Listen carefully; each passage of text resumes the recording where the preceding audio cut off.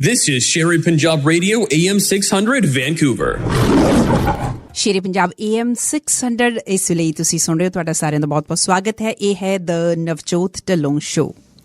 ਅੱਜ ਹੈ ਬੁੱਧਵਾਰ ਤੁਸੀਂ ਸਾਰੇ ਜਾਣਦੇ ਹੋ ਕਿ ਅਸੀਂ ਜਿਹੜਾ ਸਿਲਸਿਲਾ ਤੁਹਾਡੇ ਲਈ ਲੈ ਕੇ ਆਉਂਦੇ ਹਾਂ ਉਹ ਹੁੰਦਾ ਹੈ ਵੰਡਰਫੁਲ ਵੂਮੈਨਸ ਵੈਨਸਡੇ। ਹਰ ਬੁੱਧਵਾਰ ਕੋਸ਼ਿਸ਼ ਹੁੰਦੀ ਹੈ ਕਿ ਕਿਸੇ ਇੱਕ ਐਸੀ ਔਰਤ ਨੂੰ, ਕਿਸੇ ਇੱਕ ਐਸੀ ਕੁੜੀ ਨੂੰ ਤੁਹਾਡੇ ਰੂਬਰੂ ਅਸੀਂ ਕਰੀਏ ਜਿਹਨੇ ਕੁਝ ਖਾਸ ਕੀਤਾ ਹੈ, ਜਿਹਨੇ ਨਾ ਸਿਰਫ ਆਪਣੇ ਲਈ ਸਗੋਂ ਆਪਣੇ ਨਾਲ ਦੇ ਲੋਕਾਂ ਦੇ ਲਈ, ਆਪਣੇ ਵਰਗੇ ਲੋਕਾਂ ਦੇ ਲਈ ਆਵਾਜ਼ ਬੁਲੰਦ ਕਰਨ ਦੀ ਕੋਸ਼ਿਸ਼ ਕੀਤੀ ਹੈ। ਅਤੇ ਪਿਛਲੇ ਕੁਝ ਸਮੇਂ ਤੋਂ ਇੱਕ ਅਜਿਹਾ ਨਾਮ ਜਿਹੜਾ ਸੁਰਖੀਆਂ ਦੇ ਵਿੱਚ ਉੱਭਰ ਕੇ ਸਾਹਮਣੇ ਆਇਆ, ਉਹ ਵੀ ਅੰਤਰਰਾਸ਼ਟਰੀ ਪੱਧਰ ਦੇ ਉੱਤੇ, ਉਹ ਨਾਮ ਹੈ ਨੌਦੀਪ ਕੌਰ ਦਾ। ਨੌਦੀਪ ਕੌਰ ਪਿਛਲੇ ਦਿਨੀਂ ਜੇਲ੍ਹ ਵਿੱਚ ਕੁਝ ਸਮਾਂ ਕੱਟ ਕੇ ਆਈ ਹੈ, ਪਰ ਨੌਦੀਪ ਕੌਰ ਜੇਲ੍ਹ ਜਾਣ ਤੋਂ ਪਹਿਲਾਂ ਕੀ ਕਰ ਰਹੀ ਸੀ ਅਤੇ ਜੇਲ੍ਹ ਤੋਂ ਬਾਹਰ ਆਉਣ ਤੋਂ ਬਾਅਦ ਇਸ ਵੇਲੇ ਕੀ ਕਰ ਰਹੀ ਹੈ, ਇਹਦੇ ਬਾਰੇ ਤੁਸੀਂ ਵਾਕਫ ਹੋ। ਅਤੇ ਜੇਲ੍ਹ ਦੇ ਅੰਦਰ ਉਹਦੇ ਨਾਲ ਕੀ ਹੋਇਆ, ਉਹਦੇ ਬਾਰੇ ਸਿਰਫ ਅਤੇ ਸਿਰਫ ਉਹਨੂੰ ਜਾਣਕਾਰੀ ਹੈ। ਉਹ ਤੁਹਾਡੇ ਨਾਲ ਆਪਣੀ ਗੱਲਬਾਤ ਸਾਂਝੀ ਕਰ ਸਕਦੀ ਹੈ, ਆਪਣੀ ਤਕਲੀਫ ਸਾਂਝੀ ਕਰ ਸਕਦੀ ਹੈ, ਪਰ ਜਿਸ ਤਰ੍ਹਾਂ ਕਹਿੰਦੇ ਆ ਕਿ ਜਿਸ ਤਨ ਲਾਗੇ ਸੋ ਤਨ ਜਾਣੇ, ਜੋ ਕੁਝ ਉਹਨੇ ਅੰਦਰ ਹੰਢਾਇਆ ਉਹੀ ਜਾਣਦੀ ਹੈ। ਅੱਜ ਨੌਦੀਪ ਕੌਰ ਹੋਣਾ ਦੇ ਨਾਲ ਗੱਲਬਾਤ ਕਰਨੀ ਹੈ। ਇਸ ਵੇਲੇ ਇੰਡੀਆ ਤੋਂ ਮੇਰੇ ਨਾਲ ਉਹ ਟੈਲੀਫੋਨ ਲਾਈਨ 'ਤੇ ਮੌਜੂਦ ਹੋਣਗੇ। ਨੌਦੀਪ ਦੀਆਂ ਕੁਝ ਲਾਈਨਾਂ ਨੇ ਲਿਖੀਆਂ ਹੋਈਆਂ ਜਿਹੜੀਆਂ ਉਹਨੇ ਤਾਜ਼ੀਆਂ ਨਹੀਂ ਲਿਖੀਆਂ, ਕੁਝ ਸਾਲ ਪਹਿਲਾਂ ਲਿਖੀਆਂ ਸਨ।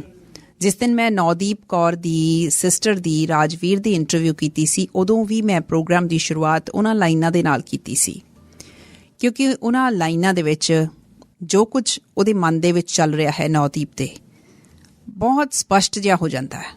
ਪਰ ਫਿਰ ਵੀ ਨੌਦੀਪ ਦੇ ਦਿਲ ਦੇ ਵਿੱਚ ਕੀ ਹੈ, ਨੌਦੀਪ ਦਾ ਕੀ ਏਜੰਡਾ ਹੈ, ਨੌਦੀਪ ਜਿਹੜੀਆਂ ਤਕਲੀਫਾਂ ਦੇ ਵਿੱਚੋਂ ਇਸ ਵੇਲੇ ਨਿਕਲੀ ਹੈ, ਉਹ ਤਕਲੀਫਾਂ ਨੌਦੀਪ ਦੇ ਲਈ ਕਿਹੋ ਜਿਹੇ ਰਾਹ ਬਣਾ ਰਹੀਆਂ ਨੇ, ਨੌਦੀਪ ਦੀ ਕੀ ਮੰਜ਼ਿਲ ਹੈ, ਨੌਦੀਪ ਕਿੱਥੋਂ ਤੁਰੀ ਸੀ, ਇਹ ਸਵਾਲ ਸਾਡੇ ਸਾਰਿਆਂ ਦੇ ਮਨਾਂ ਦੇ ਵਿੱਚ ਨੇ।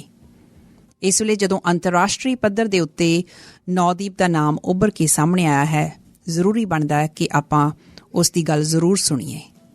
ਕੁਝ ਗੱਲਾਂ ਹੋਣਗੀਆਂ, ਪਰ ਉਸ ਤੋਂ ਪਹਿਲਾਂ ਉਹ ਲਾਈਨਾਂ ਜਿਹੜੀਆਂ ਉਹਨੇ ਪਾਸ਼ ਤੇ ਭਗਤ ਸਿੰਘ ਦੇ ਨਾਮ ਕਿਸੇ ਵੇਲੇ ਲਿਖੀਆਂ ਸਨ। ਕਹਿੰਦੀ, ਮੇਰੇ ਸੀਨੇ 'ਚ ਤੜਪ, ਮੇਰੀਆਂ ਅੱਖਾਂ 'ਚ ਜੋਸ਼, ਮੇਰੇ ਹੱਥਾਂ 'ਚ ਕਲਮ, ਮੇਰੇ ਬੋਲਾਂ 'ਚ ਰੋਸ, ਮੇਰੀ ਲੋਕਾਂ ਲਈ ਹੈ ਤੜਫ ਤੇ ਲੋਕਾਂ ਲਈ ਹੀ ਜੋਸ਼, ਮੈਂ ਲੋਕਾਂ ਲਈ ਲੜਾਂ ਪਰ ਸਮਝਦੇ ਨਹੀਂ ਲੋਕ, ਜਦ ਲਿਖਾਂ ਮੈਂ ਸੱਚ ਪਾਗਲ ਕਹਿੰਦੇ ਲੋਕ, ਜਦ ਕਲਮ ਮੇਰੀ ਲਿਖੇ ਹਨੇਰੇ ਖਾਂਦੇ ਮੈਥੋਂ ਖੌਫ। ਤੁਸੀਂ ਇਸ ਵੇਲੇ ਜੇਲ੍ਹ ਤੋਂ ਬਾਹਰ ਆ ਗਏ ਹੋ, ਸਾਰੀ ਦੁਨੀਆ ਜਾਣਦੀ ਹੈ ਤੁਹਾਡੀ ਕਹਾਣੀ ਕੀ ਹੈ। ਤੁਹਾਡੇ 'ਤੇ ਕੇਸ ਦਰਜ ਹੋਏ, ਉਸ ਤੋਂ ਬਾਅਦ ਤੁਹਾਨੂੰ ਪੁਲਿਸ ਚੁੱਕ ਕੇ ਲੈ ਗਈ, ਉੱਥੇ ਜਾ ਕੇ ਜੋ ਕੁਝ ਹੋਇਆ ਉਹ ਅਸੀਂ ਜ਼ਰੂਰ ਤੁਹਾਡੀ ਜ਼ੁਬਾਨੀ ਵੀ ਸੁਣਨਾ ਚਾਹੁੰਦੇ ਹਾਂ। ਮੇਰਾ ਪਹਿਲਾ ਸਵਾਲ ਤੁਹਾਡੇ ਲਈ ਇਹੀ ਹੈ ਕਿ ਇਸ ਵੇਲੇ ਕਿੰਨੀ ਰਾਹਤ ਜਾਂ ਆਰਾਮ ਮਹਿਸੂਸ ਹੋ ਰਿਹਾ? ਦੇਖੋ ਜੀ, ਇੱਕ ਇਹੀ ਹੈ ਵੀ 4 ਦਵਾਈ ਤੋਂ ਬਾਹਰ ਨਿਕਲ ਕੇ ਤਾਂ ਬੰਦੇ ਨੂੰ ਸਕੂਨ ਤਾਂ ਫੀਲ ਹੋ ਗਈ, ਪਰ ਫਿਰ ਵੀ ਇੱਕ ਗੱਲ ਤਾਂ ਹੈ ਕਿ ਹਜੇ ਵੀ ਜਿਹੜੀ ਅਸੀਂ ਜਿੱਤ ਪ੍ਰਾਪਤ ਨਹੀਂ ਕਰ ਪਾਏ ਹੈਗੇ, ਹਜੇ ਵੀ ਸਿਰਫ ਬੇਲ ਹੀ ਮਿਲ ਪਾਈ ਆ, ਹਜੇ ਵੀ ਜਿਹੜੀ ਡਿਮਾਂਡਸ ਨੇ ਉਹ ਪੂਰੀਆਂ ਨਹੀਂ ਹੋਈਆਂ ਹੈਗੀਆਂ। ਸ਼ਿਵ ਕੁਮਾਰ ਹਜੇ ਜੇਲ੍ਹ ਦੇ ਵਿੱਚ ਆ, ਤੇ ਉਸ ਤਰੀਕੇ ਦੇ ਨਾਲ ਬਹੁਤ ਚੰਗਾ ਤਾਂ ਨਹੀਂ ਲੱਗ ਰਿਹਾ ਵੀ ਮਤਲਬ ਮੈਂ ਆ ਗਈ ਤਾਂ ਸ਼ਾਇਦ ਕੋਈ ਵਿਕਟਰੀ ਮਤਲਬ ਜਿੱਤ ਪ੍ਰਾਪਤ ਹੋ ਗਈ ਹੈਗੀ। ਨੌਦੀਪ, ਮੈਂ ਇੱਕ ਚੀਜ਼ ਹੋਰ ਤੁਹਾਡੇ ਕੋਲ ਪੁੱਛਣਾ ਚਾਹੁੰਦੀ ਹਾਂ। ਜਦੋਂ 12 ਜਨਵਰੀ ਨੂੰ ਨੌਦੀਪ ਨੂੰ ਪੁਲਿਸ ਚੁੱਕ ਕੇ ਲੈ ਜਾਂਦੀ ਹੈ, ਅਤੇ ਹੁਣ ਮੇਰੇ ਖਿਆਲ ਕਿੰਨੇ 40-45 ਦਿਨਾਂ ਤੋਂ ਬਾਅਦ ਤੁਸੀਂ ਬਾਹਰ ਆਏ ਹੈਗੇ ਹੋ, ਤੁਹਾਡੀ ਉਹ ਜ਼ਿੰਦਗੀ ਅਤੇ ਤੁਹਾਡੀ ਇਹ ਜ਼ਿੰਦਗੀ, ਉਹ 45 ਦਿਨ ਪਹਿਲਾਂ ਦੀ ਜ਼ਿੰਦਗੀ ਅਤੇ 45 ਦਿਨ ਬਾਅਦ ਦੀ ਜੇ ਤੁਸੀਂ ਅੱਜ ਦੀ ਜ਼ਿੰਦਗੀ ਦੇਖਦੇ ਹੋ, ਉਹਨੂੰ ਤੁਸੀਂ ਕਿਹੋ ਜਿਹਾ ਫ਼ਰਕ ਮਹਿਸੂਸ ਕਰ ਰਹੇ ਹੋ? ਮੈਂ ਜੇਲ੍ਹ ਦੇ ਅੰਦਰਲੀ ਜ਼ਿੰਦਗੀ ਦੀ ਗੱਲ ਨਹੀਂ ਕਰ ਰਹੀ, ਮੈਂ ਇਹ ਗੱਲ ਕਰ ਰਹੀ ਹਾਂ ਕਿ 45 ਕੁ ਦਿਨ ਪਹਿਲਾਂ ਕੀ ਸੀ ਅਤੇ ਅੱਜ ਕੀ ਹੈ, ਕਿਹੋ ਜਿਹਾ ਅੰਤਰ ਮਹਿਸੂਸ ਕਰ ਰਹੇ ਹੋ ਤੁਸੀਂ? ਜੀ, ਫਰਕ ਤਾਂ ਜੀ ਕਾਫੀ ਜ਼ਿਆਦਾ ਜ਼ਮੀਨ ਅਸਮਾਨ ਦਾ ਫਰਕ ਹੋ ਗਿਆ, ਕਿਉਂਕਿ ਪਹਿਲਾਂ ਅਸੀਂ ਸੁਬਾਹ 6 ਵਜੇ ਤੋਂ ਲੈ ਕੇ ਮਜ਼ਦੂਰਾਂ ਦੇ ਰਸਤੇ ਵਿੱਚ ਖੜੇ ਹੁੰਦੇ ਸੀ ਉਹਨਾਂ ਨਾਲ ਗੱਲ ਕਰਨ ਲਈ, ਲਗਾਤਾਰ ਉਹਨਾਂ ਨੂੰ ਰੋਕ ਕੇ ਗੱਲ ਕਰਨਾ ਜਾਂ ਫਿਰ ਵੇਟ ਕਰਨਾ ਕਿਸਾਨਾਂ ਦੀ, ਮਤਲਬ ਕਿਸਾਨ ਅੰਦੋਲਨ ਦੇ ਵਿੱਚ ਮਜ਼ਦੂਰਾਂ ਦੇ ਵੱਲੋਂ ਗੱਲ ਰੱਖਣ ਦੀ, ਤਾਂ ਘੰਟੇ ਵੱਧੀ ਸੁਬਾਹ ਤੋਂ ਲੈ ਕੇ ਸ਼ਾਮ ਤੱਕ ਵੇਟ ਕਰਨੀ ਪੈਂਦੀ ਸੀ। ਕਈ ਵਾਰ ਮਤਲਬ ਜਗ੍ਹਾ ਵੀ ਨਹੀਂ ਸੀ ਮਿਲਦੀ ਉਨੀ। ਤਾਂ ਜਿਸ ਦਿਨ ਅਸੀਂ ਕਾਫੀ ਵੱਡੀ ਮਤਲਬ ਹੜਤਾਲ ਕਰਵਾਈ ਸੀ ਮੌਜੂਦ ਹੜਤਾਲ, ਉਸ ਦਿਨ ਮੈਨੂੰ 2 ਮਿੰਟ ਮਿਲੇ ਸੀ। ਵਰਨਾ ਮਤਲਬ ਬਹੁਤ ਘੱਟ ਸੀਗਾ ਜਿਹੜਾ ਸਾਨੂੰ ਸਟੇਜ ਵੀ ਤੇ ਮਤਲਬ ਗੱਲ ਨਹੀਂ ਸੀ ਰੱਖ ਪਾਉਂਦੇ ਸੀ, ਬੁਲਾਰੇ ਬਹੁਤ ਜ਼ਿਆਦਾ ਹੋਣ ਕਰਕੇ। ਤੇ ਲੋਕ ਇੰਨੇ ਨਹੀਂ ਸੀ ਜਾਣਦੇ, ਬਹੁਤ ਘੱਟ ਸੀ ਜਿਹੜਾ ਮੀਡੀਆ ਸਾਨੂੰ ਕਵਰ ਕਰਦਾ ਸੀ ਜਦੋਂ ਅਸੀਂ ਇਹੋ ਜਿਹੇ ਪ੍ਰੋਗਰਾਮ ਸਾਡੇ ਮਜ਼ਦੂਰ ਸੰਗਠਨ ਵੱਲੋਂ ਹੁੰਦੇ ਸੀ। ਪਰ ਅੱਜ ਦੇ ਟਾਈਮ ਦੇ ਵਿੱਚ ਮੇਰਾ ਮਤਲਬ ਛੋਟਾ ਜਿਹਾ ਜੇਕਰ ਟਵੀਟ ਵੀ ਕਰਦੀ ਹਾਂ ਤਾਂ ਲੋਕਾਂ ਲਈ ਉਹ ਬਹੁਤ ਹੀ ਜ਼ਿਆਦਾ ਮਾਇਨੇ ਰੱਖਦਾ ਹੈ। ਤਾਂ ਫਰਕ ਤਾਂ ਹੈ ਹੀ ਜੀ, ਮਤਲਬ ਪਹਿਲਾਂ ਵਾਲੀ ਜ਼ਿੰਦਗੀ ਤੇ ਹੁਣ ਵਾਲੀ ਜ਼ਿੰਦਗੀ ਆ, ਕਿਉਂਕਿ ਲੋਕਾਂ ਨੇ ਇੰਨਾ ਕੁ ਜ਼ਿਆਦਾ ਮਤਲਬ ਮੇਰੇ ਹੱਕ ਦੇ ਵਿੱਚ ਬੋਲੇ ਨੇ ਲੋਕ ਕਿ ਅੱਜ ਮਤਲਬ ਸਾਰੀ ਦੁਨੀਆ ਦੇ ਵਿੱਚ ਹੀ ਮਤਲਬ ਮੇਰਾ ਨਾਮ ਜਿਹੜਾ ਉਹਨਾਂ ਨੇ ਰੌਸ਼ਨ ਕੀਤਾ ਹੈ। ਤਾਂ ਮੈਂ ਲੋਕਾਂ ਦਾ ਧੰਨਵਾਦ ਕਰਨਾ ਚਾਹੁੰਦੀ ਹਾਂ ਜਿਨ੍ਹਾਂ ਦੇ ਕਰਕੇ ਸਾਡੀ ਆਵਾਜ਼ ਆ, ਜਿਹੜੀ ਸਾਡੇ ਸੰਗਠਨ ਦੀ ਆਵਾਜ਼ ਆ, ਜਿਹੜੀ ਲੋਕਾਂ ਤੱਕ ਪਹੁੰਚ ਪਾਈ ਆ, ਤੇ ਸਾਡੀਆਂ ਜਿਹੜੀ ਡਿਮਾਂਡਸ ਨੇ ਉਹ ਲੋਕਾਂ ਨੂੰ ਪਤਾ ਚੱਲ ਪਈਆਂ। ਤੁਹਾਡੀਆਂ ਡਿਮਾਂਡਸ ਬਾਰੇ ਲੋਕਾਂ ਨੂੰ ਪਤਾ ਲੱਗ ਗਿਆ, ਅੰਤਰਰਾਸ਼ਟਰੀ ਪੱਧਰ ਦੇ ਉੱਤੇ ਅਸੀਂ ਬਾਹਰ ਇੱਥੇ ਲੋਕ ਜਿੰਨੇ ਬੈਠੇ ਉਹਨਾਂ ਨੂੰ ਪਤਾ ਲੱਗ ਗਿਆ। ਇਹ ਗੱਲ ਤਾਂ ਪੱਕੀ ਹੈ। ਕਦੇ ਕਦਾਈ ਮਨ ਦੇ ਵਿੱਚ ਨੌਦੀਪ ਇਹ ਚੀਜ਼ ਵੀ ਆਉਂਦੀ ਹੈ ਕਿ ਇਹ ਜਿਹੜਾ ਤਜਰਬਾ ਤੁਹਾਡਾ ਹੋਇਆ ਕਿਸੇ ਨਾ ਕਿਸੇ ਢੰਗ ਦੇ ਨਾਲ ਇਹ ਇੱਕ ਚੰਗੀ ਗੱਲ ਵੀ ਹੋ ਗਈ ਕਿ ਧਿਆਨ ਇੰਨਾ ਜ਼ਿਆਦਾ ਤੁਹਾਡੀਆਂ ਮੰਗਾਂ ਵੱਲ, ਮਜ਼ਦੂਰਾਂ ਦੀਆਂ ਮੰਗਾਂ ਵੱਲ ਖਿੱਚਿਆ ਗਿਆ? ਜੀ ਬਿਲਕੁਲ। ਦੇਖੋ ਜੀ, ਮੇਰੇ ਖਿਆਲ ਦੇ ਵਿੱਚ ਤਾਂ ਚੰਗੀ ਗੱਲ ਵੀ ਹੋਈ ਆ, ਕਿਉਂਕਿ ਪਹਿਲਾਂ ਤਾਂ ਇਹ ਸੀਗਾ ਵੀ ਪੁਲਿਸ ਦੁਆਰਾ ਮਤਲਬ ਕੁਛ ਨਾ ਕੁਛ ਇਹੋ ਜਿਹਾ ਹੁੰਦਾ ਹੀ ਰਹਿੰਦਾ ਹੈ। ਹੋਰ ਵੀ ਬਹੁਤ ਸਾਰੀਆਂ ਮਹਿਲਾਵਾਂ ਦਾ ਜੇਕਰ ਹਾਲ ਦੇਖੇ ਤਾਂ ਅੱਜ ਵੀ ਕੁਛ ਮਹਿਲਾਵਾਂ ਦੇ ਅੰਦਰ ਨੇ, ਉਹਨਾਂ ਦਾ ਹਾਲ ਅਸੀਂ ਦੇਖੇ ਤਾਂ ਕੋਈ ਚੰਗਾ ਨਹੀਂ ਹੈਗਾ। ਪਰ ਮੇਰਾ ਜੇਲ੍ਹ ਜਾਣਾ ਵੀ ਇੱਕ ਮਤਲਬ ਚੰਗਾ ਵੀ ਸਾਬਿਤ ਹੋਇਆ, ਕਿਉਂਕਿ ਜਿਹੜਾ ਇੰਨਾ ਧਿਆਨ ਜਿਹੜੇ ਲੋਕਾਂ ਵੱਲ ਖਿੱਚਿਆ ਗਿਆ ਤੇ ਲੋਕਾਂ ਨੇ ਜਿਹੜੇ ਸਾਡੇ ਮੁੱਦੇ ਉਠਾਏ ਨੇ, ਜਿਹਦੇ ਕਰਕੇ ਲੋਕਾਂ ਨੇ ਜਾਣਿਆ ਹੈ ਕਿ ਸਾਡੀ ਕੀ ਲੜਾਈ ਚੱਲ ਰਹੀ ਆ। ਤੇ ਮਤਲਬ ਇੱਕ ਚੰਗਾ ਪ੍ਰਭਾਵ ਵੀ ਪਿਆ ਹੈ, ਕਿਉਂਕਿ ਅਸੀਂ ਇਤਿਹਾਸ ਨੂੰ ਦੇਖੀਏ ਤਾਂ ਜਿਹੜੇ ਲੋਕ ਨੇ ਉਹਨਾਂ ਨੂੰ ਜੇਲ੍ਹਾਂ ਦੇ ਵਿੱਚ ਜਾਣਾ ਪਿਆ ਹੈ। ਭਗਤ ਸਿੰਘ ਨੂੰ ਵੀ ਜੇਲ੍ਹਾਂ ਦੇ ਵਿੱਚ ਜਾਣਾ ਪਿਆ ਹੈ, ਤੇ ਜਿਹਦੇ ਕਰਕੇ ਅੱਜ ਦੁਨੀਆ ਉਹਨਾਂ ਨੂੰ ਜਾਣਨ ਲੱਗ ਰਹੀ ਹੈ, ਜਿਹਦੇ ਕਰਕੇ ਅੱਜ ਅਸੀਂ ਉਹਨੂੰ ਯਾਦ ਵੀ ਕਰਦੇ ਹਾਂ। ਚਾਹੇ ਉਹਨੂੰ ਕਿੰਨਾ ਵੀ ਸਾਲ ਹੋ ਗਏ ਨੇ, ਪਰ ਅਸੀਂ ਯਾਦ ਕਰਦੇ ਹਾਂ। ਪਰ ਜੇਲ੍ਹ ਦੇ ਵਿੱਚ ਜ਼ਿਆਦਾਤਰ ਉਹਨਾਂ ਇਨਸਾਨਾਂ ਨੂੰ ਭੇਜਿਆ ਹੀ ਜਾਂਦਾ ਹੈ ਜਿਹੜੇ ਲੋਕਾਂ ਦੀ ਆਵਾਜ਼ ਉਠਾਉਂਦੇ ਨੇ। ਨੌਦੀਪ, ਇਹ ਗੱਲ ਦੱਸੋ ਕਿ ਇਹ ਤੁਹਾਡੇ ਜੇਲ੍ਹ ਜਾਣ ਦੇ ਨਾਲ ਇਸ ਵੇਲੇ ਹਾਈਲਾਈਟ ਕੀ ਹੋਇਆ? ਤੁਹਾਡਾ ਜੇਲ੍ਹ ਜਾਣਾ ਤੁਹਾਡੇ ਉੱਤੇ ਹੋਇਆ ਤਸ਼ੱਦਦ, ਜਾਂ ਜਿਹੜੇ ਮੁੱਦੇ ਨਾਲ ਜੁੜੇ ਹੋਏ ਸੀ, ਜਿਹੜੇ ਮੁੱਦੇ ਤੁਸੀਂ ਉਠਾਉਣੇ ਚਾਹੁੰਦੇ ਸੀ, ਕਿ ਉਹਨਾਂ ਦੇ ਵਿੱਚੋਂ ਕਿਹੜੀ ਚੀਜ਼ ਤੁਸੀਂ ਦੇਖ ਰਹੇ ਹੋ ਕਿ ਸਭ ਤੋਂ ਉੱਪਰ ਰਹੀ ਹੈ ਜਿਹਦੇ ਕਰਕੇ ਧਿਆਨ ਖਿੱਚਿਆ ਗਿਆ? ਸਭ ਤੋਂ ਹਾਈਲਾਈਟ ਇਹ ਹੋਇਆ ਕਿ ਮਜ਼ਦੂਰ ਐਕਟੀਵਿਸਟ ਜਿਹੜੀ ਲੜਕੀ ਹੈ ਇੱਕ ਨੌਦੀਪ ਕੌਰ, ਜਿਹੜੀ ਇੱਕ ਸਿੱਖ ਕੌਮ ਤੋਂ ਬਿਲੋਂਗ ਕਰਦੀ ਆ, ਤੇ ਉਸ ਦੇ ਨਾਲ ਇੰਨਾ ਹੋਇਆ। ਤੇ ਉਹਨਾਂ ਨੇ ਸਭ ਤੋਂ ਵੱਧ ਤਾਂ ਸਿੱਖ ਕੌਮ ਬਿਲੋਂਗ ਕਰਦੀ ਸੀ, ਤਾਂ ਕਰਕੇ ਸਾਰੇ ਹੀ ਪੰਜਾਬ ਦੇ ਵੱਲੋਂ ਵੀ ਕਾਫੀ ਜਿਹੜਾ ਮਤਲਬ ਸਪੋਰਟ ਕੀਤਾ ਗਿਆ ਹੈ। ਤੇ ਉਸ ਤੋਂ ਬਾਅਦ ਮਜ਼ਦੂਰ ਐਕਟੀਵਿਸਟ ਹੋਣ ਦੇ ਨਾਤੇ ਵੀ ਕਾਫੀ ਮਤਲਬ ਸਪੋਰਟ ਕੀਤਾ ਗਿਆ ਹੈ। ਮੇਨ ਹੈਗਾ ਜਿਹੜਾ ਮਜ਼ਦੂਰ ਐਕਟੀਵਿਸਟ ਦੇ ਨਾਂ ਤੇ ਮਤਲਬ ਮੈਨੂੰ ਕਾਫੀ ਜ਼ਿਆਦਾ ਸਪੋਰਟ ਕੀਤਾ ਜਾ ਰਿਹਾ ਹੈ, ਕਿਉਂਕਿ ਬਹੁਤ ਘੱਟ ਇਹੋ ਜਿਹੇ ਮਾਮਲੇ ਰਹੇ ਨੇ, ਬਹੁਤ ਘੱਟ ਇਹੋ ਜਿਹੇ ਸੰਗਠਨ ਨੇ ਜਿਹਦੇ ਵਿੱਚ ਇੱਕ ਲੜਕੀ ਮਜ਼ਦੂਰ ਐਕਟੀਵਿਸਟ ਰਹੀ ਹੋਵੇਗੀ।